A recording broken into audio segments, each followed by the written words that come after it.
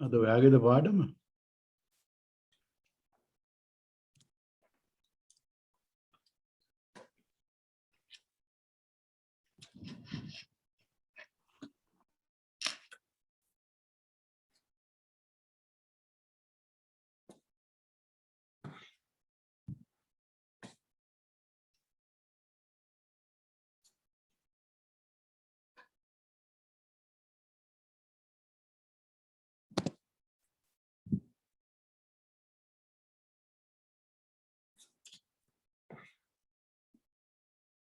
හොඳයි පින්වත්නි අපි එහෙනම් දේශනාව පටන් ගමු. නමෝ තස්ස භගවතු අරහතු සම්මා සම්බුද්දස්ස නමෝ තස්ස භගවතු අරහතු සම්මා සම්බුද්දස්ස නමෝ තස්ස භගවතු අරහතු සම්මා සම්බුද්දස්ස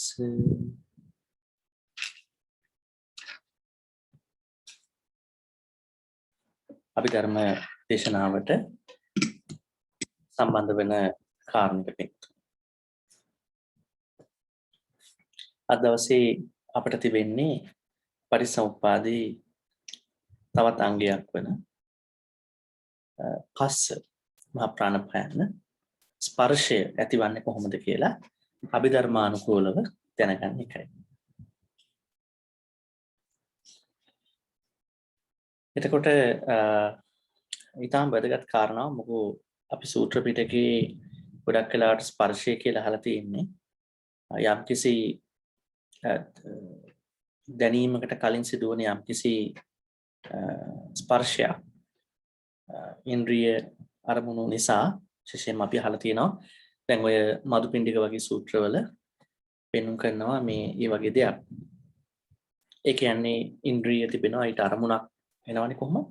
ඒ අරමුණ නිසා ඊට පස්සේ ස්පර්ශයක් ඇති වෙනවා කියලා තමයි අපි සාමාන්‍යයෙන් අහලා තියෙන්නේ. නමුත් අභිධර්මයේ පරිසම්පාදයට අනුව ස්පර්ශය කියන්නේ ඊට වඩා වෙනස් විග්‍රහයක්. අපි විග්‍රහය බලමු මේ විදිහට.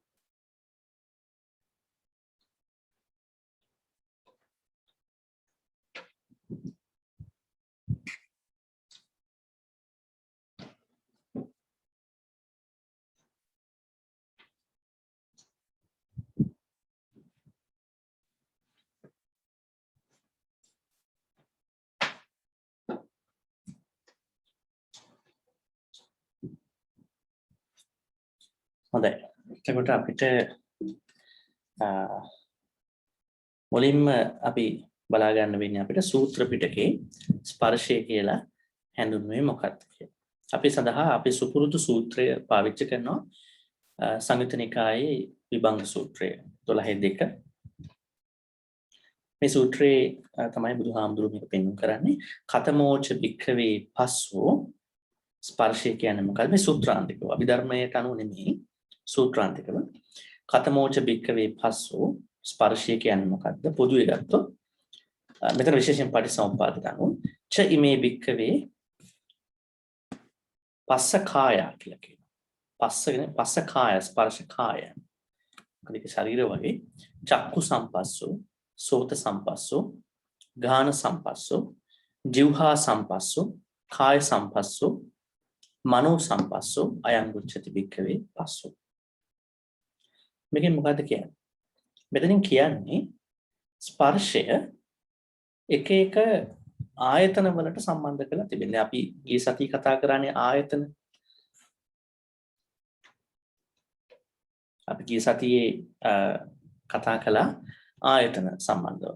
මේ ආයතන වලින් තමයි නැත්නම් සලආයතන වලින් පස්සේ තමයි ස්පර්ශය ඇතිවන්නේ. දැන් ඔබට ඒක ඊටාම හොඳට මෙතන පේනවා. ඒ අදාළ ආයතන විශේෂයෙන්ම අභ්‍යන්තර ආයතන වලට තමයි ස්පර්ශය නිර්මාණය වන්නේ. අපි දා සාකච්ඡා කරා නේද ඉන්ද්‍රිය සහ ආයතන අතර වෙනසක් තියෙනවා කියලා නේද? කතා කරන්නේ නේද? මතකද? දැන කෙනෙක් කියන්න බලන්න. අපි එදා කතා කරා නේද ඉන්ද්‍රිය කියන්නේ ඉන්ද්‍රිය සහ ආයතන ගැන අපි ඒ අතර වෙනසක් තිබෙනවා. පරිසම්පාදයට අනුව සාමාන්‍ය සූත්‍ර පිටකේ විග්‍රහයට අනුව ආයතන කියන්නේ කෙලෙස් නිර්මාණය වෙන තැන. නමුත් ඉන්ද්‍රිය කියන්නේ අපට උප්පත්ති නිර්මාණය වෙන ඒවා අපි ධර්මයටත් අනුව අර පසාද රූප කියන ඒවා. එතකොට දැන් මේ ස්පර්ශය ඇතිවන්නේ අන්නේ ආයතන ඇතුළේනේ. සලායතන පච්චයානි පස්සෝ. දැන් සලායතන වලින් තමයි පච්චය වෙන්නේ ස්පර්ශය.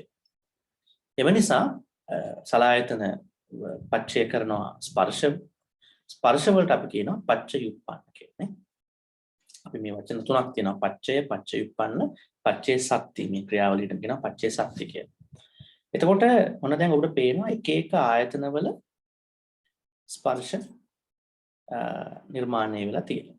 චක්කු සම්පස්සේ කියනවා, සෝත සම්පස්සේ කියනවා, ගාහන කියන්නේ කන ඇහි තියෙන ස්පර්ශය චක්කු සම්පස්සේ, කනේ තියෙන ස්පර්ශය සෝත සම්පස්සේ, නාසයේ තියෙන ස්පර්ශය ගාහන සම්පස්සේ, දිවේ තියෙන ස්පර්ශය જીවහා සම්පස්සේ, කයේ තියෙන සම්පස්සේ ශරීරයේ කාය සම්පස්සේ, මනසේ තිබෙන ස්පර්ශය මනෝ සම්පස්සේ.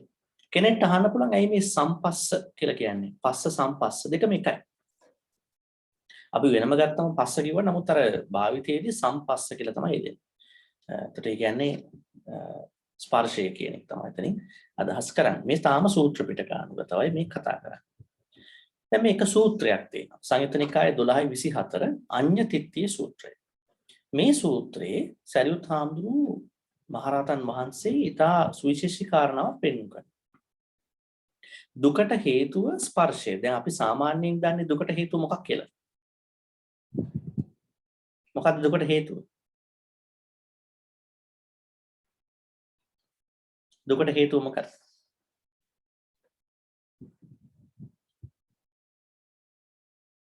තාම සරල ප්‍රශ්නයක්. අපි කතා කරපු ගන්නේ මීට කලින් මේ ඔබ ඕන තරම් බණවලදී අහලා තියෙනවා. මේ හාමුදුරුවෝ කියන දුකට හේතුව මේකයි, දුකට හේතුව මේකයි කියලා. මොකක්ද දුකට හේතුව? දන කෙනෙක් කියන්න බෑ.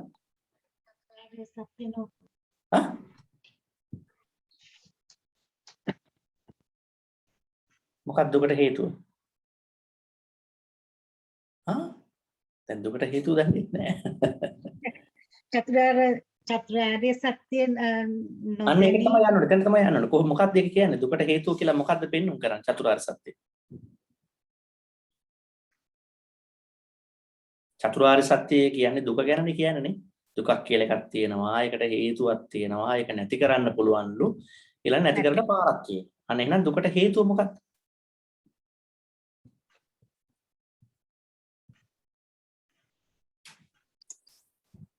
තණ්හාවද ස්වාමීන් වහන්සේ? තෘෂ්ණාව. අන්න. ඊටාම සරල කාරණාවක්. දුකට හේතුව කියලා හැම තැනම සච්චේබංග සූත්‍රයේ ධම්මචක්කප්පවත්තන සූත්‍රයේ සූත්‍රානුගතව ගොඩාක් කතා කරන්නේ තෘෂ්ණාව කියලා. නමුත් ඔන්න ඔය ප්‍රධාන අදහස. ඒ කියන්නේ අපේ ධර්මයේ ප්‍රධානම තැන චතුරාර්ය සත්‍ය කියලා කියන්නේ. එතෙන්දී කතා කරන දුකට හේතුව කියන තෘෂ්ණාව යායන් තණ්හා පූර්ණෝ භවිකා නන්දි රාග සහගතා නේ තත්‍රාභිනන්දේ නේ කාම තණ්හා භව තණ්හා විභව තණ්හා කියලා තෘෂ්ණාව පැති තුනකට පෙන්වුම් කරනවා නේ. එතකොට දැන් නමුත් සරියුත් මහරහතන් වහන්සේ මෙන්න මේ සූත්‍රයේ අඤ්ඤ තිට්ඨිය සූත්‍රයේ පෙන්වුම් කරනවා දුකට හේතුව ස්පර්ශය කියලා. එතන අපිට තියෙන යම්කිසි දෙයක් හිතන්න. දැන් අපි දන්නවා මේ මොකද්ද පටිච්චසමුප්පාදයේ කතා කරනනේ තණ්හාව එක තැනකදනේ. කතා කරනවාද? තෘෂ්ණාව එක තැනකදී. ඒක නිදානයක් නේ තෘෂ්ණාව කියන්නේ. මේ 12 දැන් අපි තාම යන්නේ සලායතන දැන් පස්සේ ඊළඟට මොකක්ද තියෙන්නේ? වේදනා. ඊළඟට මොකක්ද තියෙන්නේ? අන්න තෘෂ්ණාව ඊළඟට දෙනවා. හැබැයි දැන් මේ සූත්‍රයේ සූත්‍ර පිටකේ කියනවා සරියුත් හාමුදුරුවෝ මේ දුකට හේතුව ස්පර්ශය. දැන් එහෙම බැලුවම ඇත්තටම මේකත් පොඩ්ඩක් එහාට යමු. මෙය පුදුමයට කාරණාවක් වෙන්න බෑ. මොකද ස්පර්ශයෙන් තොරව තෘෂ්ණාවක් ඇති වෙන්න පුළුවන්. ස්පර්ශයෙන් තොරව පුළුවන් තෘෂ්ණාවක් ඇතිවන්න. දැන් පස්ස පච්චය වේදනා වේදනා පච්චය තණ්හා. ස්පර්ශය කියන්නේ ඒ කියන්නේ බොහොම තෘෂ්ණාව හැදෙන්න කලින් තියෙන ගොඩක් කලින් තෘෂ්ණාව අල්ල ගන්න පුළුවන් තැන. තෘෂ්ණාව හැදෙන එක බලා ගන්න පුළුවන් තැන. අපි මෙහෙම ගමුකෝ. අපි ගමු මෙහෙම ගමු. අපි හිතමු ගඟක් තිබෙනවා. ඒ ගංගාව ගොඩාක් වතුර පිරීලා ගලන තැනකුත් ඒ වගේම අඩුවෙන් වතුර පටන් ගන්න තැනකුත් තියෙන්න පුළුවන් නේද? ඒ උඩහට ගියාම එහෙම තියෙන්න පුළුවන් නේද? දැන් ගංගාවක පටන් ගන්න හරිය තිබෙන වතුර ප්‍රමාණය සහ එහි තිබෙන ඒ පරිමාව සහ තව ටිකක් පල්ලෙහාට ගියාම තියෙන වතුර පරිමාව අන්න ඒ වගේ උදාහරණයක් අපි ගමු මේක සම්බන්ධ කරලා. ඒතර මේ ගඟ සම්පූර්ණ තත්ත්වයටපත් වෙලා ගලන හරිය අපි ගත්ත තෘෂ්ණාව කියලා. එම් බැරි ගමකුත් නෑ ගන්න. මොකද මේක තෘෂ්ණාව කියන්නේ අනුසෝතගාමී කතාවක් නේ. තෘෂ්ණාවෙන් ගලාගෙන යන සත්වයා සංසාරේ අනුසෝතගාමී ක්‍රමයට ගලාගෙන යනවා. මේ අනුසෝතගාමී ක්‍රමයට ගලාගෙන යනවා කියන්නේ එයා සැඩපාරට අහු වෙලා තියෙනවා. ඒතර අපි තෘෂ්ණාව කියලා කිව්වොත් ගඟ පිරිච්ච සැරටම ගලන ගැඹුරු තැනක්. හැබැයි ගඟේ උඩ හරිය ගොඩාක් උඩහට ගියපු තැනක තිබෙන වතුර ප්‍රමාණය සහ අපිට ඒක තුල හැසිරෙන්න පුළුවන් ප්‍රමාණය ගත්තොත් අන්න එතෙන්ට අපිට මොකක්ද ගේන්න පුළුවන් සංකල්පේ. මොන නිදානකට අපිට ගේන්න පුළුවන්? ස්පර්ශය. අන්න ස්පර්ශය ඒ වගේ තැනකට ගේන්න පුළුවන්. ඒ කියන්නේ මේ තෘෂ්ණාව හැදෙන්නට බොහොම ආදිතම අවස්ථාවක්. කියන්නේ බොහොම කලින් අවස්ථාවක්. ඒතර මේක නිකන් හරියට නිකන් අර prevention is better than cure වගේ නේ. රෝගයක් හදා ගන්නට වඩා හොඳයි වළකින එක. අන්න ඒ වගේ වළකින වගේ අවස්ථාවක තියෙන තත්ත්වයක්. අන්න එම නිසා තමයි මේ සරියුත් මහරහතන් වහන්සේ මේ කතාව කියන්නේ මේ උන්වහන්සේ පාලියෙන් කියනවානේ තේවත අඤ්ඤත්‍ර පස්සා පටිසංවේදිස්සන්ති. නේතං තණ්හං විජ්ජති. ඒතර දැන් ස්පර්ශය පටිසංවේදනය කරන තැන තෘෂ්ණාවක් අපට පේන්නේ නැහැ. නමුත් එතනින් අපිට පුළුවන් තෘෂ්ණාව අඩු කරගන්න. මම ඔබට පොඩි උදව්වක් කරා. එනම් බය වෙන්න දෙයක් නැහැ. එතන බලමු ස්පර්ශයේදී අපිට මේක පුළුවන් අඩුවක් කරගන්න වළක්ව ගන්න. දැන් අපි අභිධර්මයේ පැත්තට එනවා කියලා.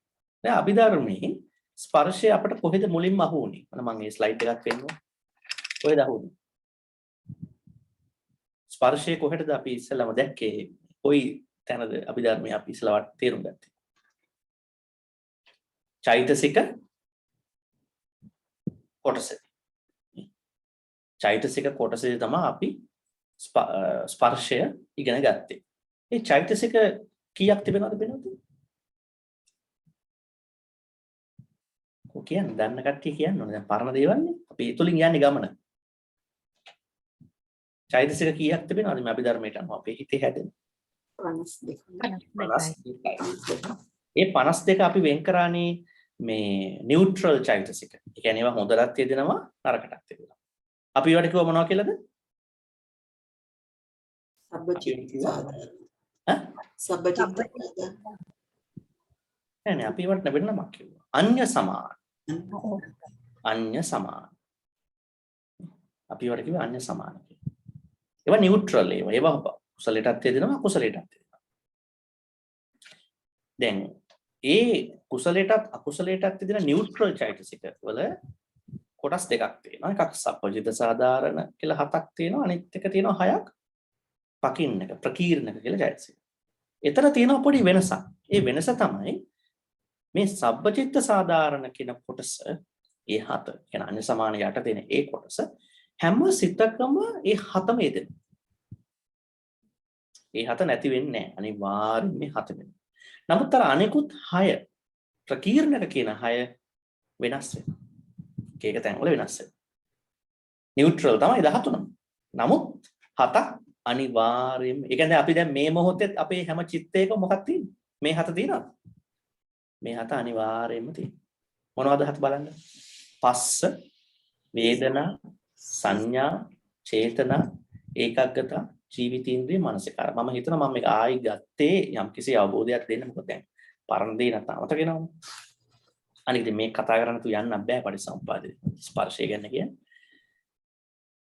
දැන් මතක තියාගන්න අභිධර්මයේ ස්පර්ශය කතා කරන කොටස් දෙකකට මූලික වශයෙන්. මම මේ දෙක තමයි එකක් තමයි මේ ඉස්සලා හඳුනා ගැනීම ඊළඟට මේ ඇත්තටම මොකද්ද ස්පර්ශය කියන තැනේදී පරිසම්පාදේදී අභිධර්මයේ කතා කරන්න කියන්නේ. අපි ඊළඟ කතා කරනවා.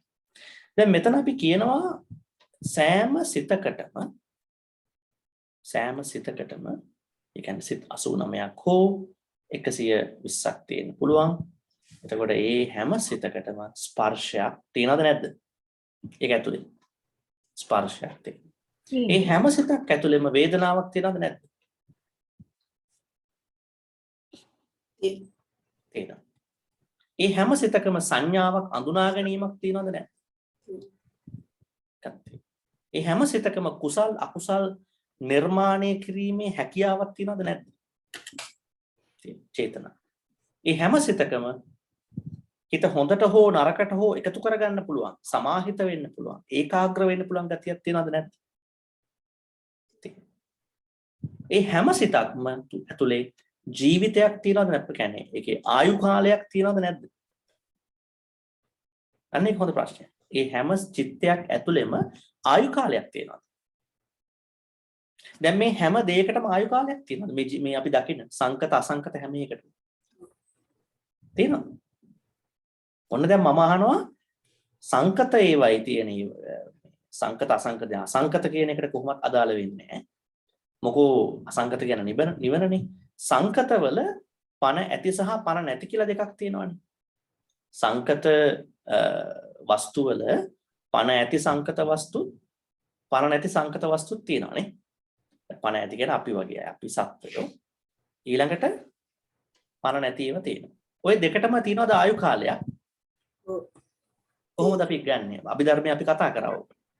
පරණ පාඩම් වල කොහොමද අපි මේ පණ ඇති ඒවයි මේ ආයු කාලය ගන්න, පණ නැති ඒවයි ආයු කාලය ගන්න කියන බලන්න කෙනෙක්.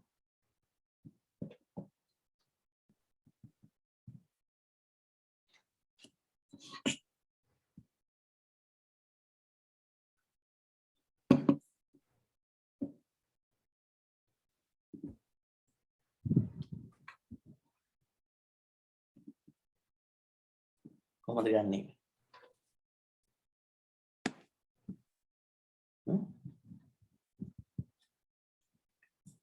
අපි කොහොමද සංකතනේ අපි ඔක්කොම අසංකත නිවන විතරනේ. ඒතකොට සංකත වස්තු වල දැන් මේ මම මේ ජීවිතින්ද්‍රිය පොඩ්ඩක් ගේන්න හදන්නේ. ස්පර්ශයට සම්බන්ධ එකක්. ඒකට යෙදෙන එක. එකට යෙදෙන ඒවා. ඒ ජීවිතින්ද්‍රිය කියන්නේ දැන් අපි මේ ඒක ආයු කාලයක්. ඒතකොට දැන් පණ ඇති මේ පුද්ගලයෝ ඉන්නවා, පණ නැති වස්තු තියෙනවා. මේ දෙකටම ආයු කාලයක් තියෙනවද? තියෙනව නේද? තියෙනවා. දැන් මේ මයික් එකේ ආයු කාලයක් තියෙනවානේ. අපේ ආයු කාලයක්. අපි ඒක කොහොමද ගන්නෙ අභිධර්මානුකූලව?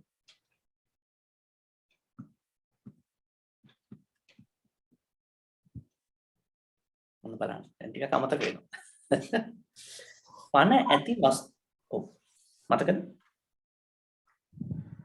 පණ ඇති අපි මේ සත්වයන්ගේ තිබෙනවා මනසට අදාළ ආයු කාලය. රූපයට අදාළ ආයු කාලය.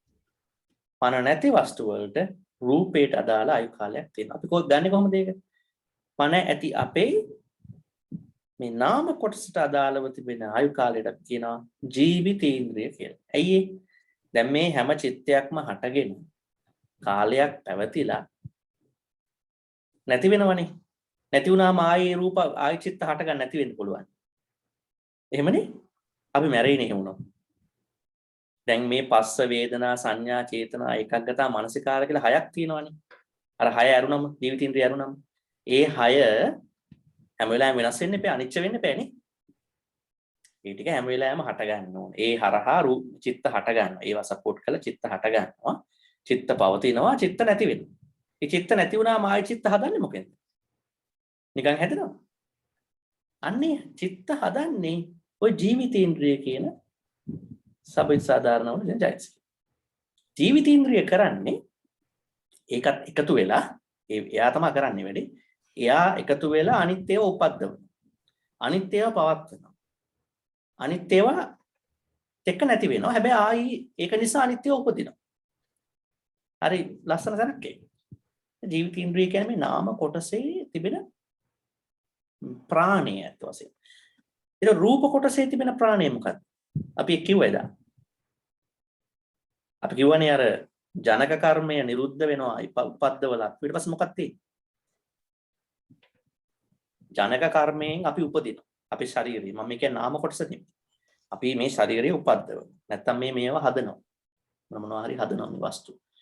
ඒ ජනක කර්මය නිරුද්ධ වුණයින් පස්සේ ඊට පස්සේ කර්මයක් තියෙන බෑ. ඊට පස්සේ දැන් මේ ඇඟක් පවතින්නේ නැහැ. දැන් ඇඟ උපද්දවල එයා අයින් වෙලා යනවා. ඉතින් මේ ඇඟ කොහොම හරි පවතින්න ඕනේ. කොහොමද පවතින්නේ? අන්න රූප කොටසෙත් තිබෙනවා ආයු කාලයේ පවත්වන්න පුළුවන් රූපයක්. අපි ඒකට කියනවා මොකක් කියලාද? ජීවිත රූපය. දැන් පැහැදිලිද? දැන් මම ආයෙ අහනවා අන්තිමේදී මතක් වුණොත් අහන්න. අන්න දැන් ඔබට පේනවා මේ ආයු කාලය කියන එක නාමයට රූපයට තියෙනවා. මේ පොඩ්ඩක් එහෙම ගියා. ඈත යනවා මේ ඔෆ් ටොපික්. මම ඒ නිසා එතනින් නවත්තනවා. මේ මම කියන්න ගියේ ස්පර්ශය ඔන්න ඔහම තමයි මෙතන යෙදෙන්නේ. මේ අභිධර්මයේ පටන් ගන්නෙ ඔනොතනින්. මේ සබ්බජිත සාධාරණ කියන හතින් කියන අපි සරලව ගත්තොත් අපේ චෛතසික 52 තුල තිබෙන නියුට්‍රල් චෛතසික 13න් අනිවාර්යයෙන්ම 7ක් යෙදෙන 7 ඇතුළේ තියෙන ප්‍රධානම පළවෙනිම චෛතසිකය තමයි ස්පර්ශ. මම ඒකයි කිව්වේ දැන් මේක බැලුවොත් ඔබට තව පැත්තකින් ගන්න පුළුවන්. දැන් පටන් ගන්නෙ මේ පස්ස කියන එකනේ. ප්‍රාණපයන. දැන් පටන් ගන්නෙ ස්පර්ශයෙන් නම් දැන් යටට යන්න බලන්න. ස්පර්ශය වේදනාව සංඥාව චේතනා ඒකග්ගතා ජීවිතින්දී ඒ කියන්නේ මේ ස්පර්ශය තමයි ගොඩාක් මේ අපි මේ තෘෂ්ණා සහගත ලෝකයේ අඩු කරගන්න පුළුවන් තැන. අපි එතන වැඩ කරොත් ස්පර්ශය හදාගත්තොත් අපට පුළුවන් ගොඩක් ඒ ස්පර්ශය නිසා නිර්මාණය වෙන අනිකුත් වේදනා තණ්හා අඩු කරගන්න. ඔන්න දැන් අපි එනවා අභිධර්මයේ මේ සලායතන වලින් පස්සේ වෙලා ඇති වෙන පස් කියන්නේ මොකක්ද? මොකක්ද?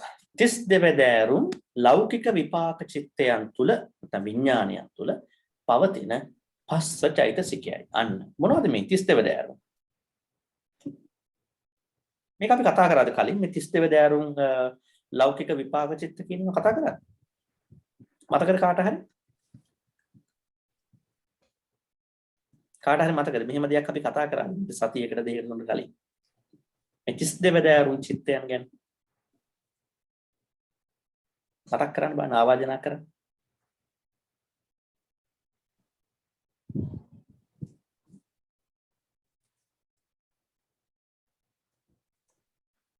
කතා කරලා දෙන්න එක.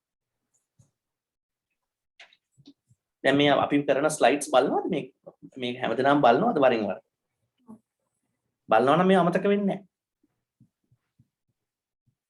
මේ 32 වැදෑරුම් චිත්තයන් කියන්නේ මොනවද? මේ විපාක චිත්තයන් මොනවද? අපි මේව කතා කරාද කලින්? ඔව්. මේ මෑතකට කතා කරා. අර විඥාන ගැන කියද්දි මතකද? විඥානය කියන මේ පච්චේ නිදානිය ගැන කියන්නේ කතා කරා. අපි කියවනේ විඥානය කියන්නේ මොකක් කියලාද කිව්වේ? පටිසන්ධියේදී ඇතිවන විඥාන 19කුත් පටිසන්ධිය වුණාම ආයි ජීවත් වෙනවානේ මරණකම්.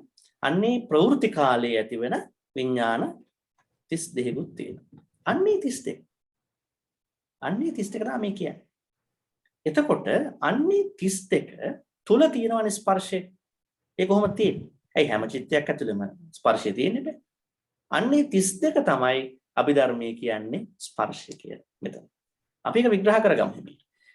චක්ඛායතනය නිසා චක්කු සම්පස්සේ අර කතාව තමයි ඉස්සෙල්ලා තියෙන්නේ. පච්චේ වේ සෝතායතන නිසා සෝත සම්පස්සේ පච්චේ වේ. හැබැයි ඔන්න මේ ස්පර්ශය තව ටිකක් හොඳට අඳුනගත්තොත් අභිධර්මානුගතව ස්පර්ශයේ සිදුවන්නේ අන්න කලින් කියපු අර විඥානයත් නාම රූපත් අතර ඇතිවන ස්පර්ශයයි. ඔන්න අභිධර්මානුගතව ස්පර්ශය කියන්නේ අපි අඳුරගත්තා 32 වැදෑරුම් ලෞකික විපාක ප්‍රවෘත්ති විඥානවල තිබෙන ස්පර්ශය තමයි මේ කියන්නේ. නමුත් හරියටම ගත්තොත් මේ ස්පර්ශය වෙන්නේ ස්පර්ශයට කලින් තිබෙන විඥානියත් නාම රූපේ ස්පර්ශය ඒකතුව. දැන් සූත්‍ර පිටකේ තියෙන මේක නෙමෙයි නේද? සූත්‍ර පිටක කියන්නේ මේ ඉන්ද්‍රිය අතර තිබෙන ස්පර්ශයක්. නේ? චක්කු, රූප, විඥාන ස්පර්ශය. කන ශබ්දය කනේ විඥානයේ ස්පර්ශය. නාසය ගඳ සුවඳ නාසයේ විඥානයේ ඒ තුන හරහා එන ස්පර්ශය. දිව රසය ඊළඟට දිවේ ඇතිවන විඥානයේ තුන එකතු නාමෙන ස්පර්ශය. තින්නම් සංගති පස්සෝනේ. චක්කුංච පටිච්ච රූපේච උප්පජ්ජති චක්කු විඥාන. තින්නම් සංගති පස්සෝ. නේ?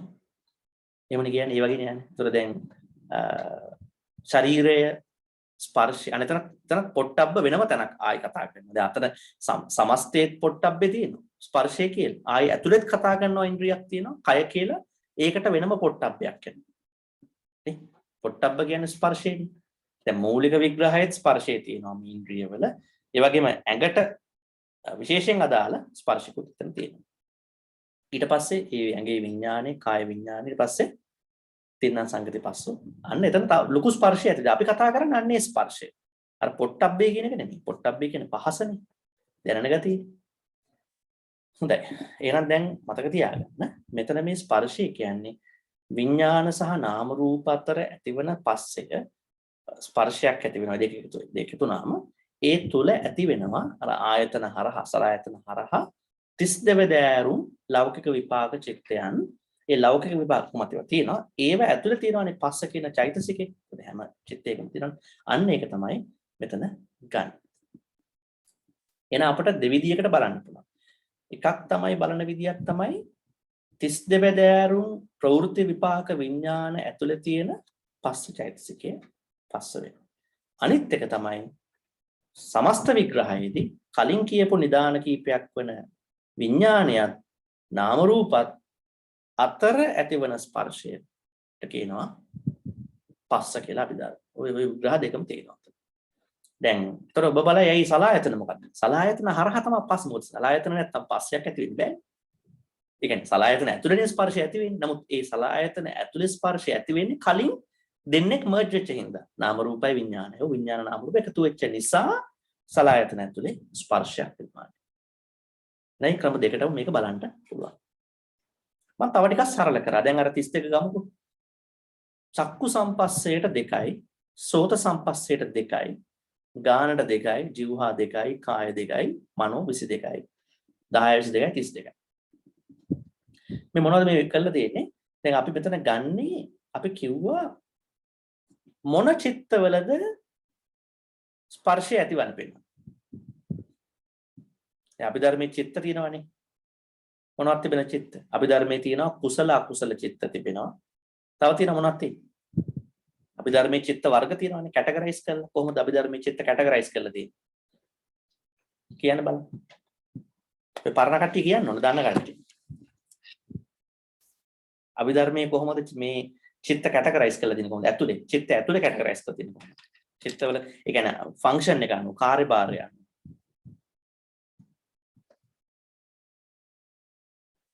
කුසල් අකුසල් කියලා කොටසක් වර්ග කරලා තියෙනවා. එහෙම තියෙනව නේද? අකුසල චිත්ත ඊළඟ කාම මහා කුසල චිත්ත එහෙම තියෙනවා. ඊළඟට තව මොකද්ද වර්ගීකරණයක් කියලා දෙන්නේ? කුසල අකුසල වර්ගීකරණ එකක්. ඊළඟට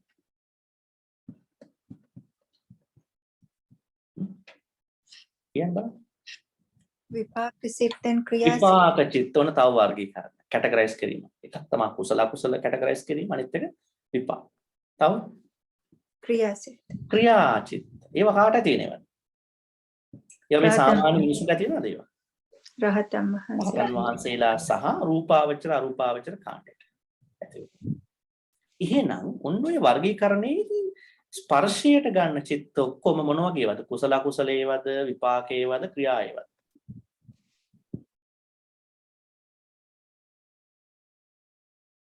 ස්පර්ශයට ගන්න චිත්ත ඇතුළේ තියෙන මොන ෆන්ක්ෂන් එකක් ඇති චිත්තයන්ද? ක්‍රියාවක් ඇති චිත්තයන්ද?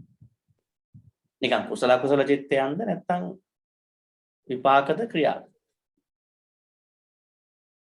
දැන් මේක මේ වගේ දිහා දැක්කම පේන හොඳ අදහසක් ගන්න පුළුවන්. විපාක. විපාක. එහෙනම් මේ ස්පර්ශය කියන නිදානේ ඇතුළේ තියෙන සියලුම කියන්නේ ස්පර්ශ චෛතසික ටික වැඩ කරන්නේ විපාක චිත්ත ටික ඇතුළේ විතරයි. එහෙනම් අපි දැන් හොයන්න ඕන මොන චිත්ත ටිකද මේ 32 තියෙනවා කියලා හිතන්නේ. අපි මේ 32 ඇතුළේ තියෙන මොන චිත්තද අපි හොයන්න ඕනේ නේද? මේ තියෙන මොන චිත්තද මේ 32ක් කියලා කියන්නේ? විපාක චිත්ත ටික. මේ ඔක්කොම විපාක චිත්ත ටිකක් තමයි මේ තියෙන්නේ. දැන් අපි හොයමු මොනවද කියලා. පොඩි අදහසක් ගමු. මෙතන තිබෙනවා චක්කු සෝත ගාන જીවහා කාය කියලා ස්පර්ශ හැදෙනවා දෙක ගානේ 10ක්. මේ කොහේ තියෙනවද? දැන් ඔන්න යන්න මුලට විපාක චිත්තවල මුලට යන්න. මොනවද පටන් ගත්තේ කොහෙන්ද අපි විපාක චිත්ත ටික? මතකද? අහේතුක විපාක. අන්න හේතුක කියන විග්‍රහයට දැන් යන්න වෙනවා. ඇත්තටම මේ අහේතුක කියන්නේ මොනවද? දැන් කෙනෙක් අපි සාමාන්‍ය ජීවිතේ අපි ගත්තොත් අපි කොහොමද අහේතුක කියන එක අපි විග්‍රහ කරන්නේ? දැන් මේ අපි මේ ජීවිතේ. දැන් අපි කියනවානේ මිනිස්සුන්ට මේ අපි කතා කරනවානේ අනේ මේ පෙර කරපු පවක්. තමයි දැන් මම මේ විඳින්නේ. අන්න අර කට්ටිය පෙර කරපු පවක්. ඔය දෙවල් පවක් තමයි භුක්ති විඳින්නේ. ඊළඟට පව් කරනවා කියලා කියනවා අපි. දැන් පව් භුක්ති විඳිනවා කියනවා, පව් විඳිනවා කියනවා. ඊළඟට පව් කරනවා කියලා කියනවා. හරිද? ඊළඟට පව් කරලා මෙන්න මේවා හම්බෙයි කියලා සාකච්ඡා කරන සමහර. මෙන්න මේ විග්‍රහවල මොනවද මේ තියෙන්නේ? මොන චිත්තද තියෙන්නේ? දැන් අපි කියනවා අනේ මේ බලන්න පවක් විඳිනවා අසනීප වෙලා ඊළඟට අනතුරු වෙලා කරදර වෙලා නේද? ඒක මොන චිත්තද? අහේතුක. අහේතුක චිත්ත. අන්න. එහෙනම් මේ අකුසල චිත්ත කොහෙද වැටෙන්නේ? ඒ මොනවද? සාමාන්‍ය විග්‍රහයේදී. අකුසල චිත්තය කියන්නේ මොනවද නේද? සාමාන්‍ය ජීවිතේ අපි කොහොමද ඒක හදාගන්නේ? මොනවටද අපි ගන්න පුළුවන්? දැන් කවුරු හරි පවක් කරනවා. මේ මොහොතේ කවුරු හරි පවක් කරනවා. අන්න ඒවා අකුසල චිත්ත. එහෙනම් අපි මේ ගියාත්ම වලින් ආපුවා. මේ ආත්මෙත් පහුගිය මේ ජීවිතෙත් පහුගිය කරපුවා. දැන් ඒවා දැන් ප්‍රොසෙස් වෙලා ඉවරයි ඒවා සමහර ඒවා. එහෙනම් ඒවා මොනවද? අහේතුක චිත්ත. දැන් මේ මොහොතේ මම සම්බන්ධ වෙන්නේ මම කල් ඉවරද ඒවට. ඒවට දැන් ප්‍රොසෙස් වෙලා තියෙනවා. නේද? අපි වැඩක් කරලා අපි මේ සමහර ඒවා තියෙන්නේ මාස 2 3 බලන් ඉන්නේව නේද? ප්‍රොසෙස් වෙලා එන්න එපා නේද? මේ උපම හේතුක. මේ මොහොතේ මට හේතුවක් නෑ. මම ඒ වෙලාවේ අකුසල් කරලා ඒවට හේතු දීලා තියෙනවා. දැන් ඒවා අහේතුක වෙනවා. එහෙනම් මතක තියාගන්න මේ නරක දේවල් අකුසල් කරපු අකුසල් අපට පැමිණෙනකොට ඒවා අපි දකින්නේ අහේතුක චිත්ත වශයෙන්. අහේතුක චිත්තවල තිබෙනවා කොටස් තුනක්. අහේතුක කුසල චිත්ත, අකුසල චිත්ත, අහේතුක කුසල චිත්ත, ඊළඟ අහේතුක ක්‍රියා චිත්ත. දැන් ඒ කියන්නේ ගියාත්මවල හෝ මේ ජීවිතේ පරණ කියන්නේ අතීත කාලේ කරපු හොඳ වැඩක් වෙන්නේ සමහර ඒවා එනවා අහේතුක විදියට. සමහර ඒවා එනවා කොහොමද? මහා විපාක වශයෙන් සමහර ඒවා. කියන්නේ තා බලවත් ඒවා එනවා. එහෙමත් එනවා. එහෙමවත් එනවා. එහෙනම් දැන් මෙතන ගන්න ඕන ඔබට හොයා ගන්න ඕන ස්පර්ශයට අදාළ විපාක චිත්‍රෙක ඉස්සෙල්ලම. එහෙනම් අපි මුලින් පටන් ගමු අහේතුක අකුසලයෙන් පටන් ගන්න වෙනවා. එහෙනම් අහේතුක අකුසලයේ තියනවාද විඥාන ටික? විපාක විඥාන ටික තියනවාද? ඔව්. කීයක් තියනවාද? එහෙනම් ඔබට මතක ඇති. අහේතුක අකුසල පැත්තේ තියෙනවා විඥාන 5ක්. අහේතුක කුසල පැත්තේ තිබෙනවා විඥාන 5ක්. තියනවද නේද? අපි කිව්වේ සමස්ත වශයෙන් ගත්තොත් අහේතුක අකුසල චිත්ත 7යි. අහේතුක කුසල චිත්ත 8යි. අහේතුක ක්‍රියා චිත්ත ඒක අදාළ නැහැ මෙතන. ඒ තුන. ඒතර අහේතුක අකුසල වල තියෙනවා විපාක චිත්ත 5ක්. මූලික 5ක්. කියන්නේ ඉන්ද්‍රිය විඥාන වලට 5ක් තියෙනවා. කියන්නේ චක්කු විඥාණයට සම්බන්ධ චිත්තයක් තියෙනවා. සෝත දාන જીවහා කාය කියලා තියෙනවා එතන 5ක්. එහෙනම් අන්න ඒක තමයි මේ දෙක කොටස් වල එකක් අන්න ඒක. මේ දෙකේ ගොඩවල වල එකක් ඒක. ඒ අකුසල පැත්තේ එන විඥානේ. ඉන්ද්‍රිය විඥාන. ඊළඟට කුසල පැත්තේ තියෙනවානේ 8ක්. ඒකේ 5ක්ම විඥාන ටික. චක්කු සෝත ගාන විභාග කාය. අන්නේ දෙක දාලා තමයි මෙතන 10ක් වෙලා තියෙන්නේ. ස්පර්ශය යෙදෙනවා කියලා කියනවා ඒ 10යි. පැහැදිලිද? එතනින් එහාට යන්න කලින් පැහැදිලිද කියලා අහන්න නැත්නම් තේරෙන්නේ නැහැ. ඉලක්කන්ති ඒ තමයි ඒ 10 වල තියෙන එහෙමයි. ඒතර ඒ කියන්නේ මේ ගියාත්මවල හරි මේ ජීවිතේ පරණ අතීත කාලේ කරපු අකුසල් කුසල් ටික විපාක වශයෙන් එනවා. අපි ඒවා ගන්නේ අකුසල් ටික අපි ගන්නේ අහේතුක අකුසල වශයෙන්. කුසල් ටික අපි ගන්නවා අහේතුක කුසල සහ මහ විපාක. මහ විපාක ටික අපි ඉස්සරහට කතා කරනවා. වෙනම මේ විග්‍රහය මේ 22 කැලලක් වෙනවා ඒ ටික. නමුත් අර විඥාන මේ මට්ටමින් එන ඒවා අපි ඔක්කොම ගන්නේ අහේතුක කුසල අකුසලේවත් අහේතුක කුසලේවත්. එතන 10ක් තියෙනවා. පහ ගන්න 10ක් තියෙනවා. දැන් අපිට තවත් ලොකු විග්‍රහයක් තියෙනවා මේකේ 22ක්. ඒ ඔක්කොම ටික අපි කියන්නේ මනෝ සම්පස්සේ මනසට ස්පර්ශ වෙන ඒවා. මේ පහ ඇවිල්ලා අනිකුත් ඉන්ද්‍රිය පහට අපි ගත්තොත් ඉතින් ආයතන වශයෙන් තමයි ගන්නට වෙන්නේ. ඊට පස්සේ ඊළඟට මේ අන්තිම එකේ ගොඩක් තියෙනවා. මොකද අනිත් සියලුම ඒවා. ඒ කියන්නේ දැන් ඊළඟට එන්න තියෙනවානේ මහා විපාක 8ක් එන්න තියෙනවා. මේ 22 මම පෙන්නන්නේ දැන්. මහා විපාක 8යි. 8ක් තියෙනවනේ. ඒ මහා කුසල 8ටනේ මහා විපාක 8 හැදෙන්නේ. ඊළඟට රූපාවචර විපාක චිත්ත කීයක් තියෙනවද? 5යි. 8යි 5යි අපිට මොකක් හරි අඩු වුණා.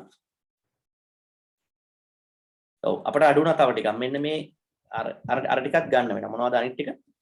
අර අහේතුක අකුසල චිත්තවලත් අහේතුක කුසල චිත්තවලත් තවත් තියෙනවා කාරණා කීපයක්. මොනවද?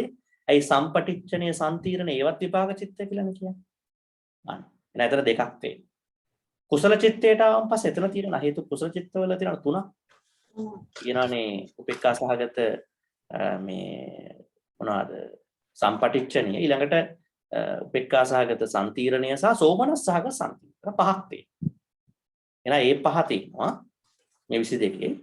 ඊළඟ 8ක් තියෙනවා මහා විපාක චිත්ත 13යි. ඊළඟට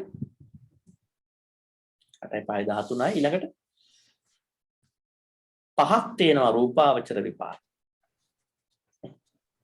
13යි 5යි 18යි. දැන් අරූපාවචර විපාක චිත්ත 4ක් 22. 22යි මේ 10යි 32. කොහොම තමයි ස්පර්ශය යෙදෙන්නේ විපාක චිත්තවල. දැන් බලමු එක. අපි ටික ටික බලමු. ඇදුවා වෙනමම. දැන් මේ තියෙන ඒ අංක අපි මම පෙන්නුවොත් දැන් මෙතන ගියොත් 1 2 3 4 5 6 7 8 9 10. එතන මෙතන 15, මෙතන 23, මෙතන 28, 32. අපි ඒක බලාගෙන යමු හැමීට. දැන් මම කලින් කිව්වනේ ඒවා මේ අහේතුක අකුසල චක්කු විඥාන, හේතුක කුසල චක්කු විඥාන. අකුසල සෝත, අකුසල කුසල සෝත. අකුසල ගහන, අකුසල කුසල ගහන. අකුසල ජීවහා, කුසල ජීවහා. අකුසල කාය, කුසල කාය. මෙන්න 10ක් තියෙනවා. අර ඉන්ද්‍රිය විඥාන ටික දෙක දෙක අරන් තියෙනවා. මොකද හැම ඉන්ද්‍රියයකටම කුසලයේ වශයෙන් සහ අකුසලයේ වශයෙන් යෙදෙන නිසා. එහෙනම් මේ හැම විඥානයක කුසලයෙන් හෝ අකුසලයෙන් යෙදෙන හැම විඥානයක්ම විපාක චිත්තයක්. ඒ විපාක චිත්ත හැම එකකටම ඇති වෙනවා අදාළ ඉන්ද්‍රියට ස්පර්ශය. දැන් අපි ගත්තොත් අහේතුක අකුසල චක්කු විඥාණයට චක්කු සම්පස්සයක් එනවා. ඒ වගේම කුසල පැත්තකට එනවා තවත් චක්කු සම්පස්සයක්. ඊළඟට අහේතුක අකුසල සෝත විඥාණයට සෝත සම්පස්සයක් එනවා. තවත් සෝත සම්පස්සයක් එනවා. කුසලයේ හරවම ගාන සම්පස්ස දෙකයි, ජීවහා සම්පස්ස දෙකයි, කාය සම්පස්ස දෙකයි. ඒ කියන්නේ මේ ඇඟේ ස්පර්ශයක් නිර්මාණය වෙනවා. ඇහි ස්පර්ශයක් නිර්මාණය වෙනවා කොටස් දෙකක් වශයෙන්. අකුසලයක් වශයෙන් නිර්මාණය වෙනවා. කුසලයක් වශයෙන් නිර්මාණය වෙනවා. ඒ නිසා එතන 10ක් කතා කරනවා. ඊළඟට අපි ගත්තොත් අර ඒ අහේතුක චිත්තවල අවසාන එතන අකුසලයේ දෙකයි කුසලයේ පහක් තියෙන මේවට අහේතුක අකුසල උපේක්ඛා සාගර සම්පටිච්ඡනේ තුල මතින මනෝ සම්පස්සේ. එතන මනෝ සම්පස්සයක් නැතිවන්නේ. සම්තිරණය ගැන මනෝ සම්පස්සේ. ඊළඟට සම්පටිච්ඡනේ සම්තිරණ දෙකක් තියෙනවා කුසලයේ ඒවා තුර තියෙන මනෝ සම්පස්සේ. ඉතින් මනෝ සම්පස්ස තමයි වැඩි. මනසේ ඇතිවන ස්පර්ශ තමයි වැඩි. ඊළඟට මේ ඇවිල්ලා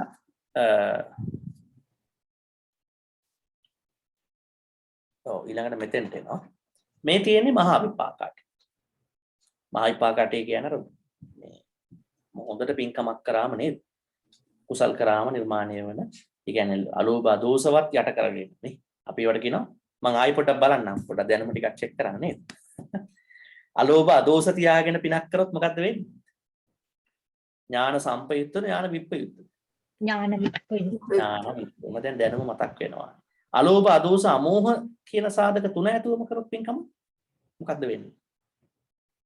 ඥාන සම්පයුක්ත. පැහැදිලි. සතුටින් කරාම සෝමනස්ස වෙනවා. සතුටක් දුකක් නැතිව කරාම ඒ දෙක මධ්‍යස්ථව වුණාම උපේක්ඛාවෙන් කියලා. නේද?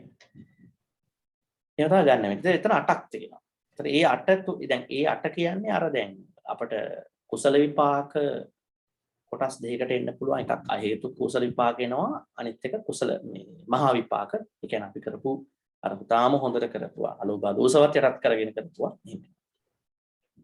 දැන් ඔබ හිතනවාද ඔබට ඇතිවෙන ගොඩාක් ඔබ කරන පින්කම් ගොඩක් මිනිස්සු කරන පින්කම් මේ මහා කුසල මට්ටමේ හරහා එන මහා විපාක වෙනවද නැත්නම් අහේතුක අකුසල විපාක වෙනවද? ගොඩක් අයගේ පින්කම්. ඔබට මොකද්ද හිතෙන්නේ? පෞද්ගලික අත්දැකීම වශයෙන් ගත්තොත්. මොකක් වෙනවද? අහේතුක කුසල ගොඩක් අයට වෙන්නේ අහේතුක කුසල විපාකයක් වෙන එක. මොකද ඒ හේතුව ඒගොල්ලන්ට මේ යම් කිසි හොඳ කටයුත්තක් කරගන්නකොට ඒ කටයුත්ත තුළ තිබෙන ලෝභය, දෝෂය වත් අඩු කරගන්න අමාරුයි. එහෙම වුණා මේ කුසලයේ කෙලින්ම වැටෙන්නේ අර සාමාන්‍ය මට්ටමේ අහේතුක කුසලයක් වශයෙන්. දැන් බුදුහාමුදුරු කියනවානේ මෙතන සර්වඥයන් වහන්සේ මේ ප්‍රතිසන්දීදී පවා මිනිස්සෙක් වෙලා ආබාධිතව, ජාත්‍යන්තව, බිහිරිව අර මේ උපදිනවානේ උප්පත්තියම. අන්නේ කවුද? අහේතුකව කුසල් කරපු අය. මොකද ඒක බලවත් නෑ ඒවා. ඒ කියන්නේ ඒගොල්ලෝ අලෝභ දෝෂ කරගන්න නැතුව ලෝභ දෝෂ වලින්ම කරන අය ඉන්නවද? එහෙමත් තියෙනවා. ලෝභ දෝෂ ඇතුළු පින්කම් කරන අය ඉන්නවද? අඩුම තරමේ ලෝභ දෝෂවත් අඩු කරගෙන පින්කමක් කරොත් අන්න මහා කුසලයක් කියලා මහා විපාකයක් වරපත් වෙනවා. නැත්තම් අතන්ට ගිහිල්ලා සාමාන්‍ය මට්ටමේ දෙයක් තමයි තියෙන්නේ.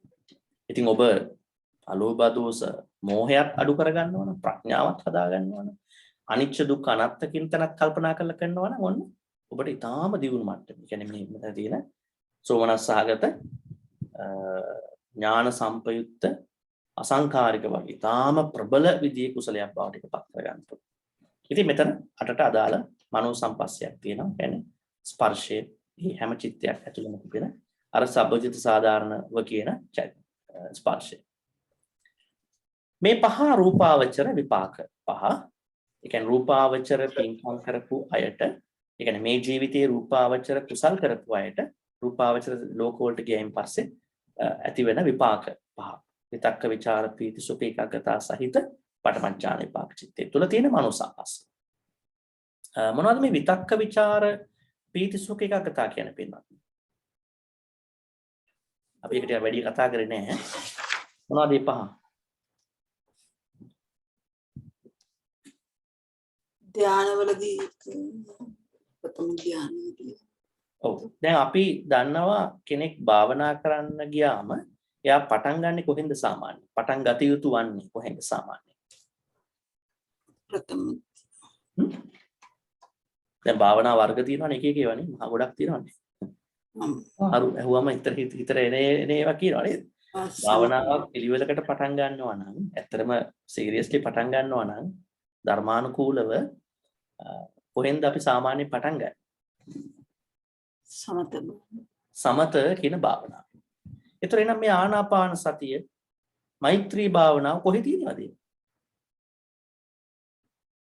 ආනාපාන දෙකටමයි තියෙනනේ සමතයි විදර්ශනා. ඔව් නේ කොහෙද තියෙනවද? ඒ සමතේ තියෙනවද? ඔව්. සමතේට දැන් තේරවාද ක්‍රමයට අනුව දැන් ඔක තියෙන පොඩි ක්‍රම දෙකක්. එකක් තමයි දැන් early buddhism කියලා පෙන්වුම් කරනවා ඔය දීඝනිකායේ මජ්ක්‍ධිම සංයුත්ත අංගුත්තර කියන පොත් හතර early buddhism කියලා කියනවා. ඒ කියන්නේ මිස්ටර් නොවිච් බුදුදහම කියලා. ඊට පස්සේ ටික අපි කියනවා තේරවාදී කියලා අපි කතා කරනවා. තේරවාදයේ තුල කියන ප්‍රධාන පොත තමයි ඔය සම්බන්ධව කියන විසුද්ධි මාර්ගය. ඉතින් මේ විසුද්ධි මාර්ගය තුල බුද්ධඝෝෂ හාමුදුරුව වෙනමම පෙන්වුම් කරනවා මේ සමචත්තාලීස කියලා කියන්නේ ඉරිසක කියලා මේ භාවනාව සමතේට කෙනෙක් භාවනාවෙන්පත් වෙන්නේ ඔබ්ජෙක්ට් එක අරමුණු කරගෙන. මේක පොඩි කාරණාවක් මෙතන හිතන්න තියෙන. දැන් මුල් බුදු සමයේ එක පොඩ්ඩක් අඩුයි කියනවා. නමුත් උන්වහන්සේ කියනවා මේ ඔබ්ජෙක්ට්ස් 40ක් තියෙනවා. අරමුණු 40ක් තියෙනවා. ඒ 40ක් කියන අපි කියන අර කර්මස්ථාන 40ක් කියන්නේ. ඒ 40 තමයි කෙනෙක් පාවිච්චි කරන්න ඕන සමතය වඩන්නට. සමතේ අරමුණ පහක් නැති කරගන්න. මොනවද මේ පහ? පංච නීවරණ. පංච නීවරණ තමයි නැති කරගන්න හදන්නේ.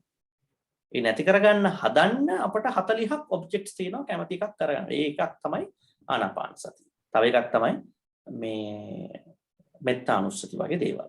දැන් මම කියන්න ගියේ මෙතන පින්වත් ඔබ තේරුම් ගන්න මේ විතක්ක ਵਿਚාර පීති සුඛ ඒකාග්‍රතාව කියන්නේ කෙනෙකු ඥානයකටපත් වෙනකොට නැත්නම් ඇබ්සොප්ෂන් එකකටපත් වෙනකොට එයාගේ ධානා සිත ඇතුලේ තිබෙන සංයුතිය තමයි ඔය කියන්නේ. එයාගේ ධානා සිතේ එයා ප්‍රථම ධානයේ ඉන්න කෙනෙක් නම් එයාට තියෙන්නේ විතර්කය, විචාරය, පීතිය, සුඛය, ඒකාග්‍රතාවය කියන කාරණා පහම තියෙනවා. ඇත්තටම මේ ධාන අනුගතයින් පස්සේ මේ පහම ලොකු දෙයක් නෙමෙයි. ඒ මොකද මේකේ අඩු වෙන්න ඕනේ. මේ යට බලන්නකෝ යරට ගිහිල්ලා මේ උපේක්ඛා ඒකාග්‍රතාව. දැන් අන්තිම හරියට එනකොට උපේක්ෂාව ඒකාග්‍රතාවය වගේ තමයි තියෙන්නේ. ඒතර දැන් මේ පහටත් මම ටිකක් ඈතට යන්න නැතුව ස්පර්ශයෙන් ඈතට යන්න නැතුව කිව්වොත් මේ පහ විපාක චිත්ත පහ රූපාවචර ලෝකවල උපදින බ්‍රහ්මයන්ට ඒ පහේ තිබෙනවා මනෝ සම්පස්සයක්. අකට බලන්න. මේ හැම එකේම මනෝ සම්පස්සයක් තියෙනවා. ඒ මනෝ සම්පස්සේ තමයි දැන් මෙතන අර 22 තවත් පහක් එන්නේ. රූපාවචර විපාක චිත්ත පහ. ඊළඟට අපි යනවා අන්තිම හතරට. අන්තිම මනෝ සම්පස්ස හතර. මොනවද? අරූපාවචර විපාක චිත්ත. එතන හතරක් තියෙනවා. බලන්න ආකාසානං ඡායතනීය විපාක චිත්තේ තුල තියෙන මනෝ සම්පස්සය විඥානං ඡායතනීය ආකින්චඤ්ඤායතනීය නිව සංඥා නාස. දැන් පැහැදිලිද මේ 32? නැවතම පොඩ්ඩක් පෙන්නන්න. පටන් ගන්නවා හේතුක චිත්තවල තිබෙන කුසල විඥාන ටිකයි කුසල විඥාන 10යි. ඊළඟට යනවා මේ අන්තිමට තියෙන සම්පටිච්ඡන චිත්ත 2ටයි සම්තිරණ 3ටයි. ඊළඟට මහා විපාක චිත්ත 8. ඊළඟට රූපාවචර පාචිත 5. එන අරූපාවචර 7. 22ක් වෙනවා. දැන් අපි ආයි නැවතත් මෙතෙන්ට එනවා. මෙන්න මේ ස්ලයිඩ් එකට මේකේ දැන් ඔබට පේනවා මේ ස්පර්ශය කියන එක අපි ධර්මයේ 32 දෙආකාර වේදනා යෙදෙන්නේ අර විපාක විඥාන 32 ඇතුලේ පමණයි. මොකෝ දැනට කරන ඒවායි නෙමෙයි මේ ඔක්කොම කරපුවා. තුල නිර්මාණය වෙන ස්පර්ශ. මොකද දැන් පටිසමුප්පාදය කියන්නේ මේ පෙන්눔 කරන්නේ මේ මොහොතේ කරණේවට වඩා සංසාර ගමන වෙන විදියනේ. එහෙම නේද? පටිසමුප්පාදේ පෙන්වන්නේ සංසාර ගමන මේ චක්‍රය කොහොමද සිද්ධ වන්නේ කියලා. ඒතර ඒකේ පෙන්눔 කරනවා මේ ස්පර්ශය විඥාන ඇතුලේ තමයි ඒක තියෙන්නේ. මොකද විඥාන වලින්නේ අපි මේක යන්නේ දිගටම. ඒතර මේ විඥාන ඇතුලේ තමයි මේ ස්පර්ශය පවතින්නේ. ඇහැට ස්පර්ශ තිය ඇහැ ඇවිල්ලා එකතු වෙනවා. කන එකතු වෙනවා. නාසය, දිව, ශරීරය, මනස ඔක්කොම එකතු වෙනවා. 32 ආකාරව එකතු වෙනවා. හොඳයි. මේ දක්වා ප්‍රශ්න මුක්ති තිබෙනවද?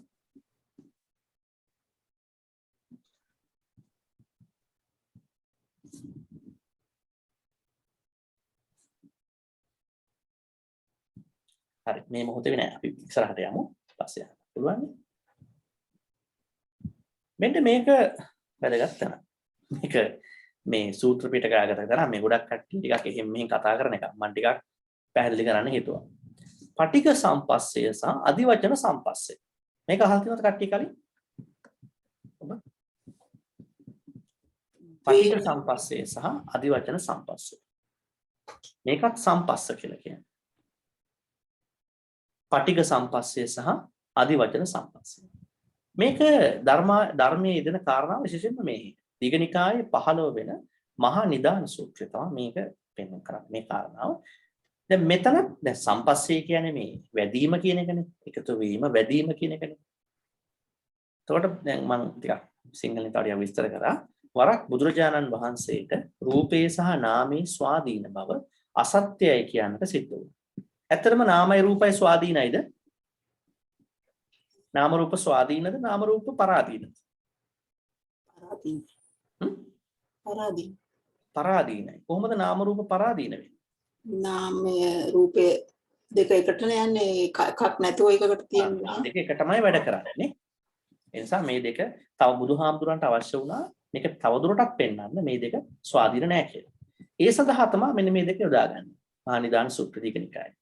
ඒ සඳහා උන්වහන්සේ ප්‍රකාශ කළා නාමයේ තිබෙනවා පටික සම්පස්ස භාවයක් contact with resistance සහ රූපයේ තිබෙනවා අදිවචන සම්පස්ස භාවය.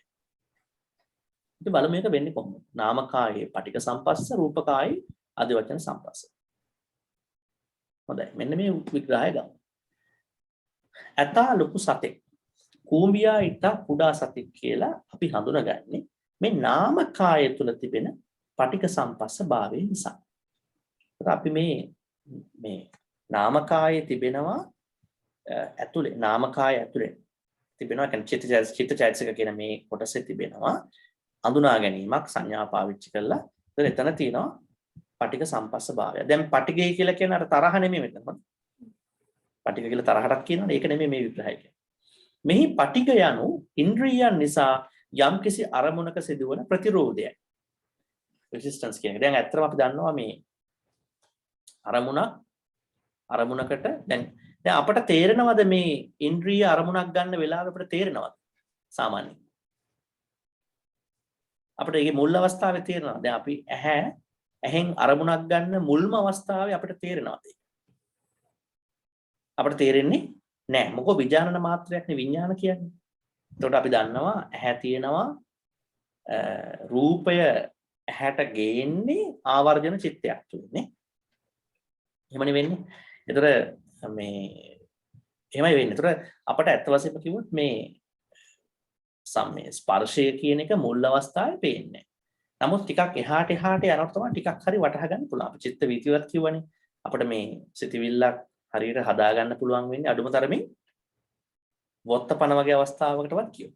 එහෙනම් මේ පටික සම්පස්සේ කියලා කියන්නේ අර ඉන්ද්‍රියයන් නිසා යම්කිසි අරමුණක සිදුවනවා යම්කිසි ප්‍රතිරෝධයක්. යම්කිසි ගැටීමක් වෙනවා. එතකොට අන්නේ එකෙන් තමයි ස්පර්ශය හටගන්නේ. මේ ගැටීම යන තරහනෝ ඉදurang අරමුණක ගැටීම සිදුවන ස්වභාවය. නමුත් මෙම නාමකායේ පටික සම්පස්ස බව අපට තේරෙන්නේ අපි හඳුනා ගන්න වස්තුවට රූපකායක් තිබුණොත් විතරයි. වස්තුවක් තිබ්බට දැන් අපි කෙනෙක්ව අඳුර ගන්න පුළුවන්. දැන් අපිට දැන් මිය ගියපු අය ඉන්නව නේද? එහෙම නේද? මිය ගියපු අය වොන්තරන් ඉන්නවනේ. දැන් මිය ගියපු අයත් අපි අඳුරගන්නේ රූපකායකින් නේද මුලින්. මේ කියන්නේ අන්තිමේදී. යාගේ ගුණ කදම්බේ වුණත් අපි රූපකායක් හරහා තමයි ගන්නවා. අන්නේ රූපකාය නිර්මාණය කරන එකට කියනවා අදිවචන සම්පස්ස. ඒ කියන්නේ ඒකයි. ඇතෙක් හෝ කූඹියක් දකින්න විටදී ලොකු හෝ කුඩායයි තේරෙන්නේ. අත ලොකු නිසාවත් කූඹිය කුඩා නිසාවත් නොවේ. අප పూర్වයේදී කලින් නාමකාය තුල සාදාගෙන තිබුණු පටික සම්පස්ස භාවයේ නිසා ඇති වී තිබෙන සංඥාවක් නිසා. එහෙනම් මේකෙන් කියන්නේ මේ පටික සම්පස්සේ සහ අධිවචන සම්පස්සේ තුල කියන්නේ මේ ස්පර්ශයේ වෙනත් කතාවක්. මේකෙන් කියන්නේ යම්කිසි දෙයක් පිළිබඳව අපට අවබෝධයක් තියෙන්න පුළුවන්. හැබැයි අපි ඒක අඳුනගන්නේ රූපකායක් එක්ක. ඒ නාමකාය සම්බන්ධ කාරණාවට කියනවා පටික සම්පස්සේ කියලා. මොකද ඉන්ද්‍රියන්ගේ වදිනවා පටිගයක් වෙනවා. ඒ ස්පර්ශයක් ඇති වෙනවා. ඊළඟට ඒක අඳුනගන්නේ හරියට රූපකායක් තිබුණොත් අපි කියන එකට අධිවචන සම්පස්ස කියලා. තවදුරටත් කිව්වොත් කිසිවෙක් ඇතා ලොකු කූඹියක් කුඩා යයින් පවසන විට අපට ඇතිවන්නේ ඇත් හෝ කූඹි රූපේ නොව ඇතා හෝ කූඹියා පිළිබඳව අපි කලින් හදාගෙන තිබිච්ච ස්පර්ශයක් පමණයි. ඒක ඇත්තද? අර කලින් හදාගෙන තිබිච්ච සංඥාවෙන් හැදිච්ච ස්පර්ශය තමයි අපට ඇතිවන්නේ. නමුත් එම ඇතකේ කූඹිය කියන සංඥාව මුලින් ඇති වුණා. එය සම්පූර්ණ කරණයක් වන්නේ. කියන්නේ හරියාකාරව කම්ප්ලීට් පිච් එකක්, ෆුල් පිච් එකක් අපේ ඇතිවන්නේ ඒ සත්තු රූපමය වශයෙන් දක්නට ලැබීමක් නිසා. එම නිසා රූපකාය මෙම අදහස ගන්නට අත්‍යවශ්‍ය කියන අධිවචන සම්පස්සේ. එසේම නාමයට සිදුවන රූපකාය බලපෑම මේකට කියනවා අධිවචන සම්පස්සේ. දැන් අපිට පේනවා මේ පටිඝ සම්පස්සේ සහ අධිවචන සම්පස්සේ කියන්නේ මේ නාමකාය සහ රූපකාය දෙකම එකතු වෙන්න ඕන. අපිට හරියට අදහසක් ගන්න දෙයක් සම්බන්ධව. එම නිසා බුදුරජාණන් වහන්සේ දේශනා කරන්නේ නාමය සහ රූපය කිසි විටක ස්වාධීනව පවතින්නේ නැහැ. ඒකට තමයි මේ කිව්වේ මේ පටිඝ සම්පස්සේ සහ අධිවචන සම්පස්සේ ප්‍රකාශ කරේ ඒ දෙකේ තියෙන පරාදීන භාවය නිසා. කරුණු කාරණා මෙසේහි රූපකායෙන් තොරව නාමකායත් නාමකායෙන් තොරව රූපකායද නැති බව මෙම විග්‍රහ දෙකෙන් පැහැදිලි. ඒ නිසා නාමයේ හෝ රූපේ කිසිදු පිටකදී ස්වාධීනව ගන්න බෑ. ඒවා අන්‍යෝන්‍ය වශයෙන් සම්බන්ධ කරන්න. මේ කියන්නේ මොකක්ද? මේ කියන්නේ අර අතන කියපු කතාව විඥාන නාම රූපවල තිබෙන ස්පර්ශය තමයි මේ ස්පර්ශය කියන්නේ. ඒතර මෙතන කියන්නේ ඒ ස්පර්ශයට සම්බන්ධ කාරණා. අවසාන ස්ලයිඩ් එක. අපි මේ ධර්මයේ සූත්‍ර පිටකාගත ධර්මයේ සාකච්ඡා කරනවා ආහාර සම්බන්ධව. ආහාර කියන්නේ කෑම කියලා කියන්නේ. ඒතරේ ආහාර වර්ග බුදුදහමට අනුව 4ක් තිබෙනවා. මම පොඩ්ඩක් මේ පැහැදිලි කරා මේ පැත්තකින්. පේනවා ඇති. එකක් තමයි කබලින්කාර ආහාර. මොකද කබලින්කාර ආහාර කියන්නේ? සාමාන්‍ය අපි කන කෑම බීමට කියන්නේ මොනවද? කබලින්කාර ආහාර. කැබලි වශයෙන් ගන්න. ඊළඟට පස්සා අනිතරම කියනවා පස්සාහාර.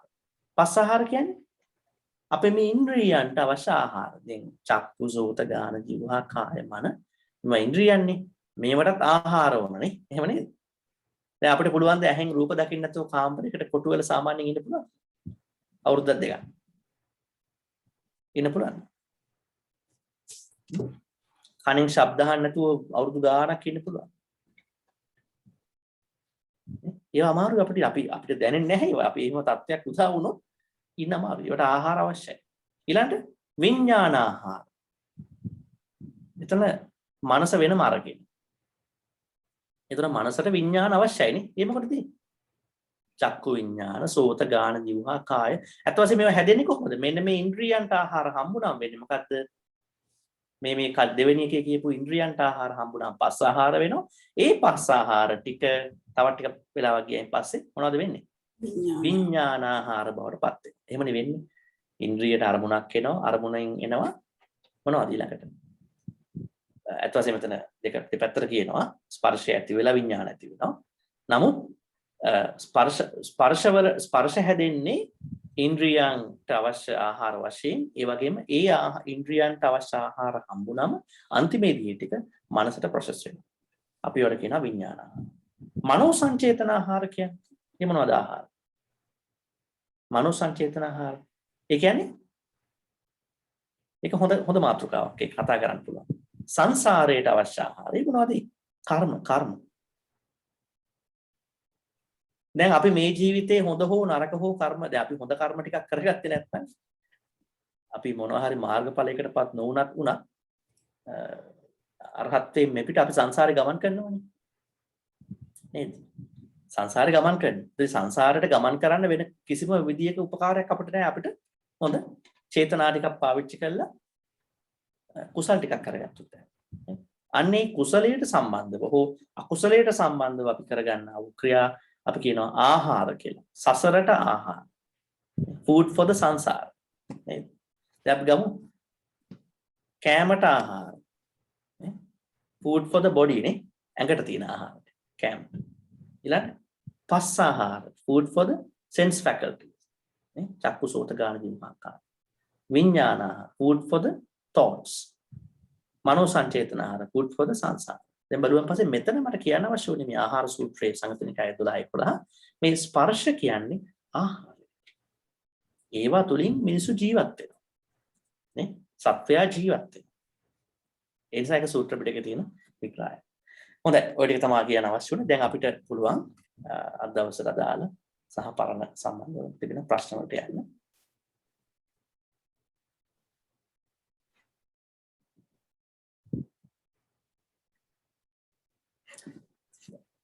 මොනවද තිබෙන ප්‍රශ්න? ස්පර්ශය සම්බන්ධව.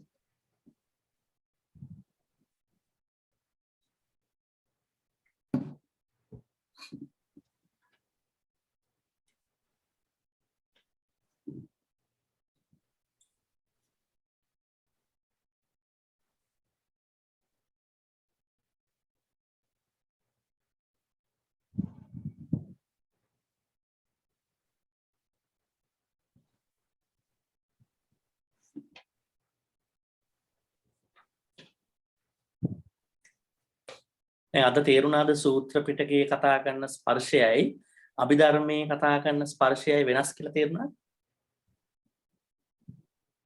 දෙකක් නේද? ඒක ලොකු කාරණාවක්.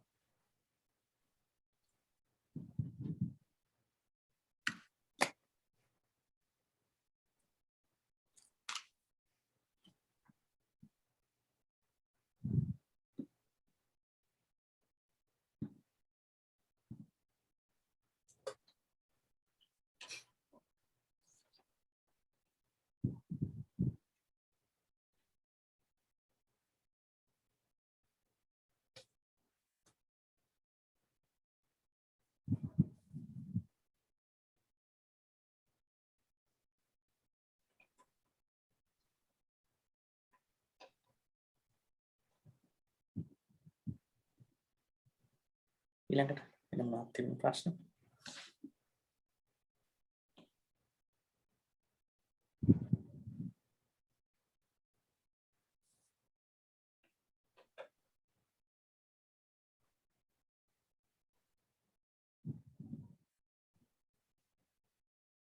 අද දේශනාව සම්බන්ධව හෝ පරණ දේශනාව සම්බන්ධව. එතකොට දැන් මේකේ ඉතා වැදගත් තැනක් නේද? දැන් පටිච්චසමුප්පාදය සම්බන්ධවනේ අපි කතා කරන්නේ මේ ස්පර්ශය මූලික වශයෙන්. දැන් අපි සාමාන්‍යයෙන් ස්පර්ශය කියලා කියන්නේ මේ ලෞකික ජීවිතයේ තිබෙන කාරණාවක් නේද? කියන්නේ ලෞකික ජීවිතයේ තිබෙන දෙයක් මේ ස්පර්ශය කියලා අපි කියන ගොඩක් වෙලාවට. කියන්නේ යම් කිසි ස්පර්ශයක් කියලා අපි කියන්නේ. නමුත් දැන් මේ අභිධර්මයේ කියන පස්ස කියන නිදානයේදී කියන්නේ සංසාර ගමනට යන විපාක චිත්තවල. දැන් මේ අපි දැනට විපාක චිත්ත විඳගෙන දැන් මේ මොහොතේ තියෙන්නේ. අපි එක පැත්තකින් කුසල අකුසල කරනවා අනිත් පැත්තේ විපාක භුක්ති විඳිනවා. එක පැත්තකින් කුසල අකුසල විඳිනවා විපාක වශයෙන් අනිත් පැත්තේ කුසල අකුසල කරනවා. එහෙනම් මේ අභිධර්මයට අනුව පටිච්චසමුප්පාදේ පස්ස කියන නිදානයේදී කතා කරන්නේ ස්පර්ශයක් නේ. ඇඟට දැනෙන ස්පර්ශයක්ම නෙමෙයි. එතනින් කියන්නේ මේ විපාක චිත්තවල අපේ කුසල අකුසල අපිට දැන් මේ ලැබෙන විදිය තුල ඒ චිත්ත ඇතුලේ තිබෙන ස්පර්ශය. ඒ ඔක්කොම විපාක චිත්ත. ඒ කියන්නේ දැන් අපි මෙහෙම ගමුකෝ. දැන් අපි හිතමු දැන් මෙන්න මේ මොහොතේ අපි ඉන්නවා. මේ මොහොතේ අපිට තිබෙනවා අපි හිතමු කෙනෙකුට යම්කිසි හොඳ දෙයක් පළ දෙනවා යාට. අපි හිතමු එයා සතුටින් ඉන්නේ මේ වෙලාවේ. ඒ සතුටින් ඉඳීමට ගිය ජීවිතයක කරපු අර විපාක චිත්තය බලපානවා කියලා කියමුකෝ අපි ගමුකෝ මහා විපාක චිත්තවල එකක්. එතකොට මේ විපාක චිත්තය ඇතුලේ දැන් එයා යමක් සතුටක් භුක්ති විඳිනවා නම් ඒ සතුට ඇතුලේ හැම වෙලාවෙම ස්පර්ශයක් තියෙනවානේ. ඒ කියන්නේ ශාල ස්පර්ශයක් තියෙනවා. ඒ ස්පර්ශය තමයි ගන්නෙ මෙතන පස්ස කියලා. දැන් ඇහැට දැන් මේ තවත් බෙදීමක් තියෙනවා. ඇහැට එනවා නම් මොනවා හරි ස්පර්ශයක් ඒ එන්නේ සහේතුකෝද අහේතුකෝද එන්නේ. සහේතුක විපාක චිත්තයකින්ද අහේතුක විපාක චිත්තයකින්ද. ඇහැ සම්බන්ධ වෙන ස්පර්ශය. අන්න ඒක හොන්තන කතා කරන්නේ. දැන් අපි කතා කරන්නේ මේ විපාක චිත්ත කීයද කතා කරන්නේ 32 නේ. ওই 32න් 32 අපි බෙදුවානේ චක්කු සම්පස්ස, සෝත සම්පස්ස, ගාහන සම්පස්ස, જીවහා සම්පස්ස, කාය සම්පස්ස කියලා බෙදුවානේ. කීයක් බෙදුවාද ඒක එතන? 10ක් බෙදලා දැම්මා එතන. ඉතින් ටික අපි ඔක්කොම කිව්ව මොනවා කියලාද? මනෝ සම්පස්ස. එහෙනම් මේ ඇහැට මොනවා හරි එන බාධා ටික, කනට එන බාධා හෝ හොඳ ටික, නාසයට එන බාධා හෝ හොඳ ටික, දිවට එන බාධා ටික හොඳ ටික. එහෙනම් ඒව මොනවයින් එනේවද? ඒ කෙලින්ම එන්නේ ඒවා අහේතුක විපාක වශයෙන් එන්නේ. එහෙමනේ? එහෙමනේ වෙන්න ඕන. එහෙනම් මේ මනස තුල අපි සාමාන්‍යයෙන් අපිට වෙන දේවල් තමයි අලෝභ අදෝසවත් අඩු කරගෙන කරපු පින්කම් තියෙනවා නම් ජීවිතවල මේ ජීවිතේ ඒවා අපට එනකොට මනෝ සම්පස්සයක් වශයෙන් එන්නේ. ඒවා එන්නේ චක්කු සම්පස්ස වශයෙන්. මනසට හොඳ ස්පර්ශයක් වශයෙන් තමයි ඒවයි. ඉතින් කෙනෙක් කියන්න පුළුවන් සතුටින් ඉන්න කෙනෙක්. තාම සතුටින් දුකක් නැතුව කාලය ගත කරන කෙනෙක්. ඒක මනෝ සම්පස්සයක් වශයෙන් ඉන්නේ. අනිත් ඒවා ඉන්නේ එක එක ඉන්ද්‍රිය සම්පස්ස වශයෙන්.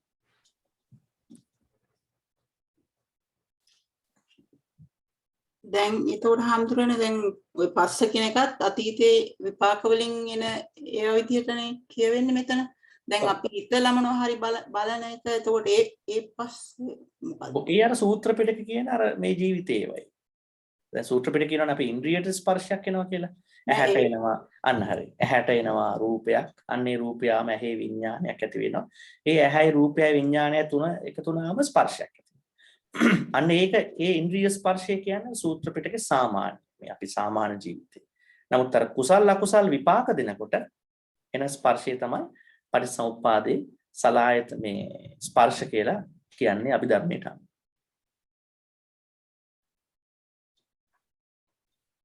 ඉතින් එහෙම බලනකොට අපිට මේ නිවන් දකින්න බෑනේ විපාක විදියට එනේවමනේ මේ දිගටම ඇයි අපිට පුළුවන් මෙතන කුසල් මහා කුසල් තියෙනවා.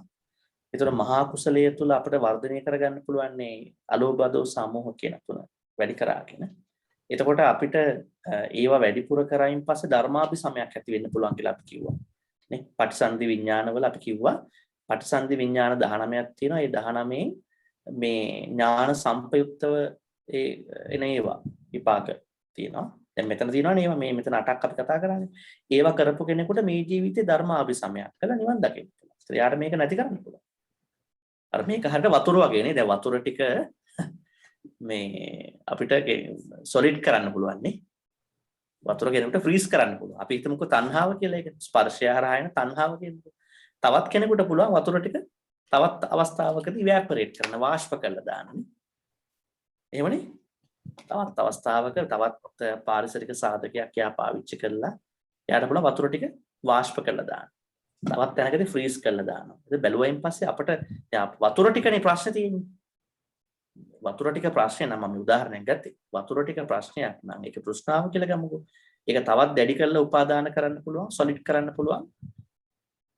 තවත් අකුසල් කරගෙන. ඒ වගේම කෙනෙකුට පුළුවන් තවත් තත්ත්වයකදී සාධක වෙනස් කරගත්තොත් පාරිසරික සහ ඒ තියෙන දේවල් වෙනස් කරගත්තොත් ඉවැපරේට් වෙනවා. ඒතකොට ඒ කියන්නේ අපිට මේ එකම දේ තමයි එක තැනකින් හදාගන්න. සසර ගමන කෙටි කරගන්න. කියන්නේ ගියේ අපි දැන් මේ නැවත නැවත උපදිනවනේ. ඒ උපදින කොට උපදින්නේ පටිසන්ධි විඥාන 19. ඒ 19ට අදාළ නෑ මේ ටික. ඒතකොට මෙතන පැහැදිලිවම කියන්නේ අර ප්‍රවෘත්ති විඥාන 32 සම්බන්ධවයි කියන්නේ. 32 ඉතින් වෙන්නේ එහෙමයි ස්පර්ශ වශයෙන් අපිට එක තැනකදී හිත දියුණු කරගෙන කුසලයක් වශයෙන් හිත දියුණු කරාගෙන සසරින් මිදෙන්න පුළුවන් අවස්ථාවක් තියෙනවා. දැන් ඔය පස්සකිනාසය රාග සම්පස්සය, ද්වේෂ සම්පස්සය එහෙම කියන්නේ එතකොට ඒ සූත්‍ර පිටකයේද? ඔව් ඒ කියන්නේ සූත්‍ර පිටකය. එතන කියන්නේ මේ රාගය ඉතින් ස්පර්ශ වෙනවා. විවිධ අරමුණුත් එක්ක. එක එක අරමුණක් අපිට රාගයෙන් ස්පර්ශ කරන්න පුළුවන්, ද්වේෂයෙන් ස්පර්ශ කරන්න පුළුවන්. ඔව්. එතකොට දැන් ද්වේෂයෙන් ස්පර්ශ කරොත් දිගින් දිගට යන්නේ නැහැ කියලා ඒ සූත්‍ර පිටකේ කියනවානේ. ද්වේෂයෙන් ස්පර්ශ කරොත් ඒ කියන්නේ එතකොට අධිමොක්ඛ ස්වභාවයක්ද මොකක්ද කියනවා. මේ දැන් රාගයෙන් ස්පර්ශ කරොත් තමයි ඊට පස්සේ වේදනාව හිම යන්නේ කියලා මම අහලා. ඔව්. දැන් රාගයෙන් දේශයෙන් ස්පර්ශ කරොත් ඉතින් අපිට අනිවාර්යයෙන්ම මේ අභිධර්මයට අනුවත් සූත්‍ර පිටකට අනුවත් ඉතින් අපිට කෙලෙස් නිර්මාණය වෙනවා. ඉතින් ඒ හරහා සසර ගමන වැඩි වෙනවා. අනිවාර්ය විපාක වැඩි වෙනවා. ඉතින් දැන් ඇත්තටම සූත්‍ර පිටකේ කියන කරුණ වල ඊටාම ඉහළම දැනුම තියෙන අභිධර්මයනේ. මොකද අකුසලයක් කරාම ඒකේ විපාක නිර්මාණය වෙන්නේ කොහොමද කියලා සූත්‍ර පිටකේ හරියට කියන්නේ නැහැ. නමුත් දැන් ඔබතුමිය කියපු ඒ උදාහරණ කියන්නේ අපිට දැන් අපි හිතමුකෝ මලක් කියලා පුෂ්පයක්. ওই පුෂ්පය අපට රාගයෙන් පුළුවන් ස්පර්ශ කරන්න. ඒක විඳින්න පුළුවන්.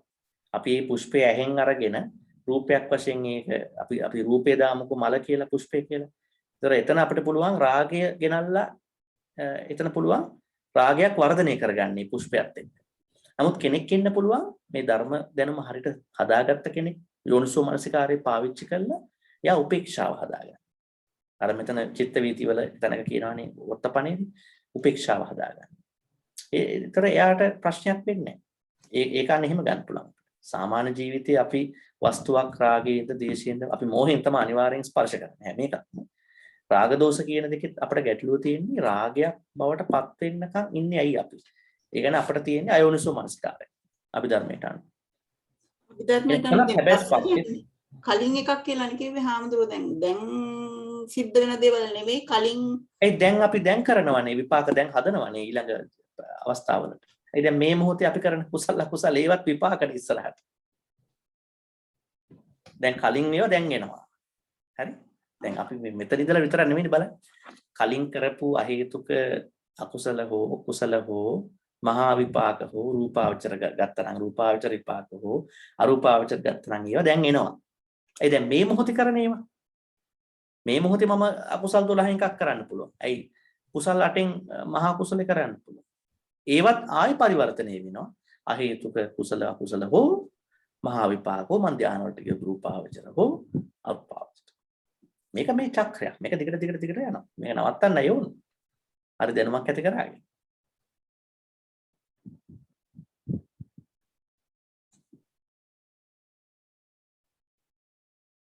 අර මේක හරියට අර මේ ග්‍රෑන්ඩ් ප්‍රික්ස් එකක අපි කාර් එක බලන එක තැන් වලට ගිහින්. කාර් එක මෙතනනුත් යනවා අතනට ගියාම මෙතනනුත් යනවා. එහෙම නේද? අර පැත්තට ගියාම අතනනුත් යනවා. මෙහෙනුත් යනවා. ඉතින් වැඩේ තියෙන්නේ මේක ගමන් කරනවා. මේ රෝදේ ගමන් කරනවා. ඉතින් අපිට තියෙන්නේ එක තැනකදී පේනවා ඒක අපි කොහෙද ඉන්නේ කියලා. තවත් තැනකදී තව කොහොමද ඉන්නේ කියලා පේනවා. නමුත් මේක ගමන් කරනවා. හැම මොහොතෙම කුසල අකුසල තව නිර්මාණය කරනවා. ඒ විපාක බවට පත් වෙනවා ඊළඟට. මේ මොහොතේ අපි පරණ විපාක කරපුවා ඒ විපාක ටික ලබනවා.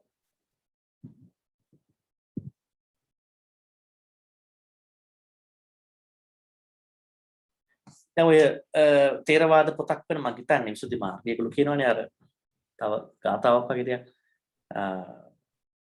කම්මස්ස කාරකෝ නත්ති විපාකස්සච වේද. සුද්ධ ධම්මා පවත්තන්ති ඒ වේතං සම්මදස්සන. දැන් ඇත්තට බැලුවයින් පස්සේ කර්ම කරපු මිනිහෙකුත් නැහැ. විපාක විඳින කෙනෙකුත් නැහැ බැලුවා. දැන් එහෙන් බැලුවම දැන් අපි කියනවානේ කර්මය කරපු කෙනෙක් ඉන්නවා කියලා. එහෙම කෙනෙක් ඉන්න පුළුවන්ද? දැන් මිනිස්සු කියනවානේ මං ගියාත් මෙන්න මෙහෙම කර්මයක් කරලා තියෙනවා. එහෙම ඉන්න පුළුවන්ද? කර්ම කරපු කෙනෙක් ඉන්නවද?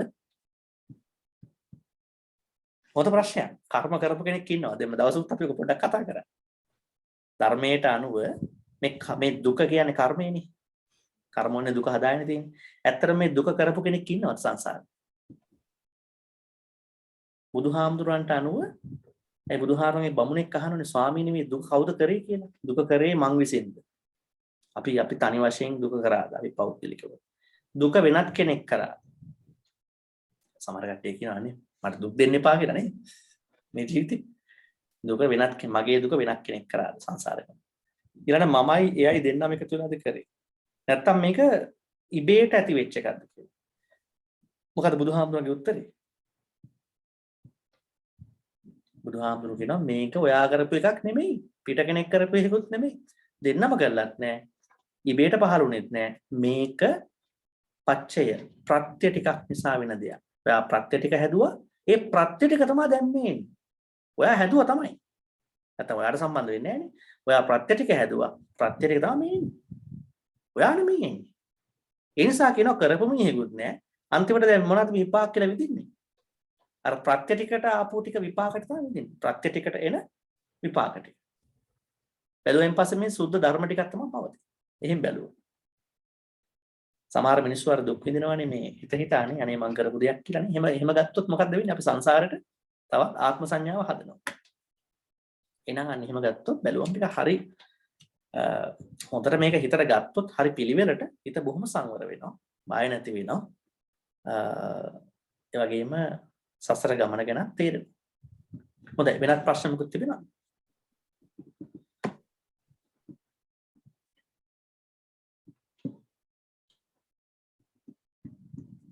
අපි නැත්තම් අවසන් කරමු විනාඩි ටිකක් බලලා.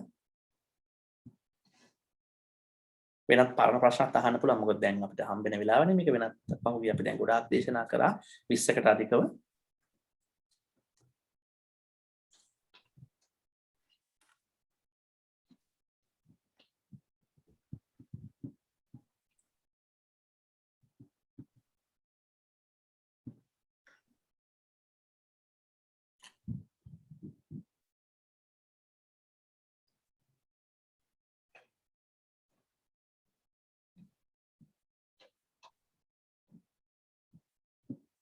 සමුණක් තියෙන ප්‍රශ්න.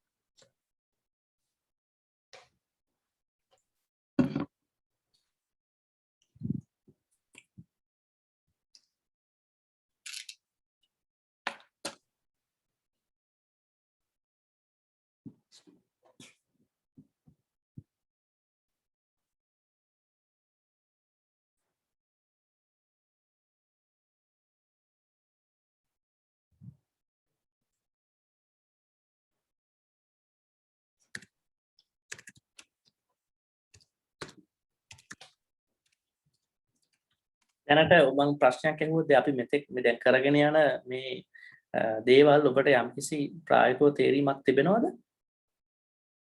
යම්කිසි අවබෝධයක් ඇවිල්ලා තිබෙනවද? දැන් සාමාන්‍යයෙන් සූත්‍ර පිටකාගතව තිබෙන කරුණුත් අපි සාකච්ඡා කරනවා පොඩ්ඩක් වෙනස පෙන්නන්න. නමුත් අභිධර්මාගතව මේ කරුණු ගැන ඔබට අත්දැකීමක් හරියට එනවද? ඇවිල්ලා තිබෙනවද? නැත්නම් තේරෙන්නේ නැද්ද? ඇත්තම කියන්න ඕන මොකද අපිට හදාගන්න තැන් තිබෙන්න පුළුවන්.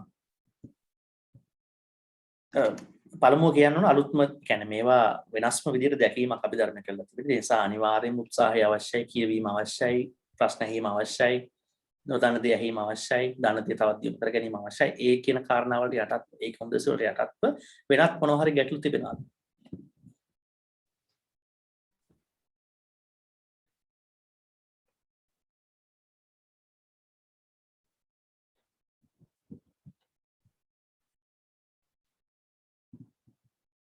කවුරු කතා කරන්නේ නැහැ වගේ. මේ ප්‍රශ්නයක් මොකද?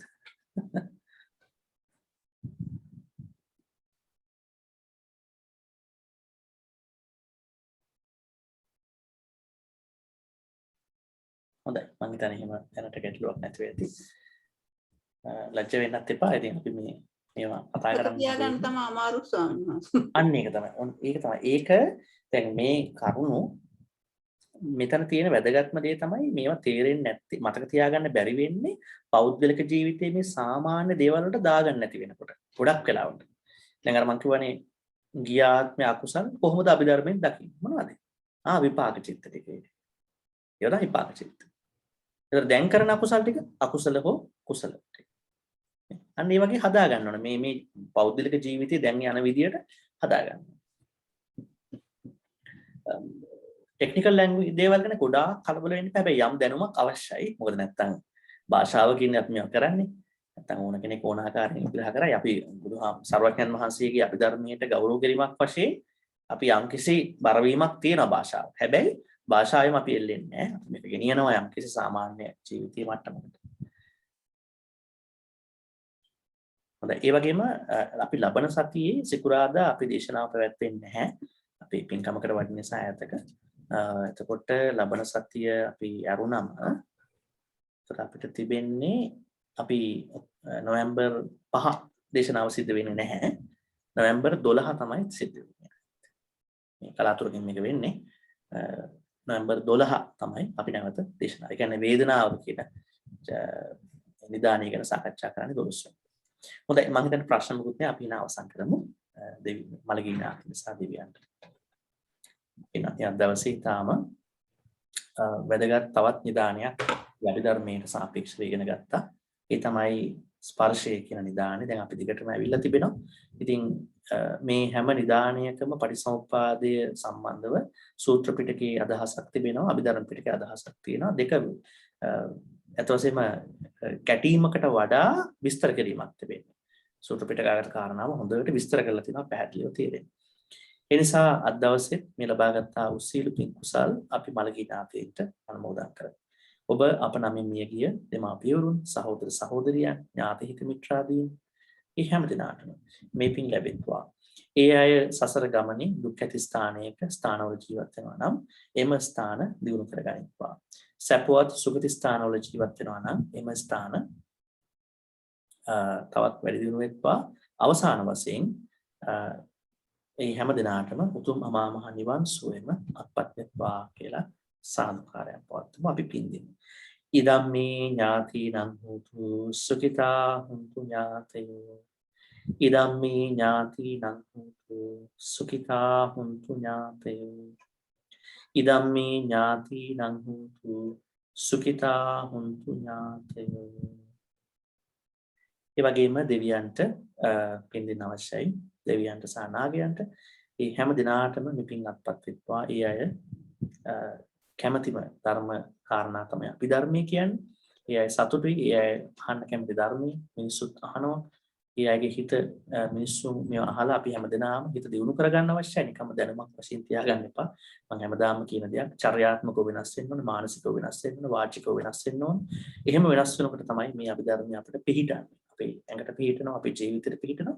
ඒ නිසා මේ ලබාගත් ආ වූ සීල පින් කුසල් අපි දෙවියන්ට අනුමෝදන් කරමු. දෙවියෝ සහ නාගයන්ට මේ හැමදෙනාම තමන්ගේ ජීවිත වර්ධනය කරගනිත්වා. විශේෂයෙන් මේ අය සංසාරයේ කොටස් ඒ අයට මේ කුසල් පින් ලැබිලා ඒ අය එක පැත්තකින් ඔබව ආරක්ෂා කරගනිත්වා. ඔබගේ සෞඛ්‍ය සම්පතට, ඔබගේ සියලු කටයුතු වලට ඒ අයගේ ආශිර්වාදය ලබා දෙත්වා. අවසාන වශයෙන් ඒ අයට ඊටාම ඉක්මනින් සංසාර ගමන කෙටි කරගෙන උතුම් අමා මහ නිවන් සුවයට පත්වන්නට අද මේ අපි අපත් කරගත්තා වූ කුසල් හේතු වෙත්වා කියලා සාදුකාරයක් පවත්වමු. අපි ගාත කියලා පිළිගමු. එත්තාවතාච අම්මේහි සම්පතං පුඤ්ඤ සම්පදං සබ්බේ දේවා අනුමෝදන්තු සබ්බ සංපත්ති සින්දියා. එත්තාවතාච අම්මේහි සම්පතං පුඤ්ඤ සම්පදං සබ්බේ භූතා අනුමෝදන්තු සබ්බ සංපත්ති සින්දියා. එත්තාවතාච අම්මේහි සම්පතං පුඤ්ඤ සම්පදං සබ්බේ සත්තා අනුමෝදන්තු සබ්බ සංපත්ති සින්දියා. ආකාසට්ඨා ච බුම්මට්ඨා දීවානාගා මහිත්‍තිකා පුඤ්ඤන්තං අනුමෝදිත්වා චිරං රක්ඛන්තු ලෝක සාසනං ආකාසට්ඨා ච බුම්මට්ඨා දීවානාගා මහිත්‍තිකා පුඤ්ඤන්තං අනුමෝදිත්වා චිරං රක්ඛන්තු දේශනං ආකාසට්ඨා ච බුම්මට්ඨා දීවානාගා මහිත්‍තිකා පුඤ්ඤන්තං අනුමෝදිත්වා චිරං රක්ඛන්තු මං පරන්ති. අවසාන වශයෙන් අපි ප්‍රාර්ථනා කරමු. අපි මේ හැම දේශනාවකින්ම සාකච්ඡා කරන්නේ සසරින් මිදෙන්නේ කොහොමද? ඊටාම හොඳට හිත දියුණු කරාගෙන ඒ නිසා මේ හැම ආකාරයකින්ම දවසේ ඔබ අත්පත් කරගත්තා වූ සීල පින් කුසල් විශේෂයෙන්ම අභිධර්මයේ පටිසමුප්පාදගතව සඳහන් වන පස්ස කියන නිදාණය ගැන ඔබ අද දැනගත්ත ඒ දේවල් හරහා ඇති කරගත්තා වූ සීලම කුසල් සිතවිලි තවත් දියුණු වෙත්වා. දියුණු වෙලා ඔබ හැම දිනාටම මේ ජීවිතයේදීම බුද්ධ ආදී මහෞත්මයන් වහන්සේලා විසින් නිවී සැනසී පැමිණ වැඩවදාළ තුම් ශාන්ත නිවන් සුවයම සාක්ෂාත් කරගන්නට මේ කරගත් කුසල් ඒකාකාරීවම හේතු වෙත්වා වාසනාම වෙත්වා කියලා සාදුකාරයක් පවතුමු. සාදු. දැන් ආශිර්වාද ලබා ගන්න ලෑස්ති. අභිවාදන සීලිස්ස නිච්ඡං වද්ධාපචායිනෝ චත්තාරු ධම්මා වද්ධන්ති ආයුවන්නෝ සුඛං බලං ආයුරාෝග්‍ය සම්පatti සග්ග සම්පatti මේවච අතෝ නිබ්බාන සම්පatti හිමිනාතේ සමිඤ්ඤතු. සාදු. සීලවන්තං ගුණවන්තං පුඤ්ඤක්ඛිතං අනුත්තරං දුක්ඛේන මයා ධම්ම සීලවන්තං ගුණවන්තං වන්තම් දුක්ඛේන මයා සීලවන්තං ගුණවන්තං පුඤ්ඤක්ඛිතං අනුත්තරං දුක්ඛේන මයා ලද්දම් බුද්ධ පුත්තං නමමහ. දැන් එහෙනම් අපි 12 වෙනිදා හමු වේදනාව කියන නිදානය සමග හැම දිනාටම තෙරුවන් සරණයි. තෙරුවන් සරණයි ස්වාමීන් වහන්සේ. මයා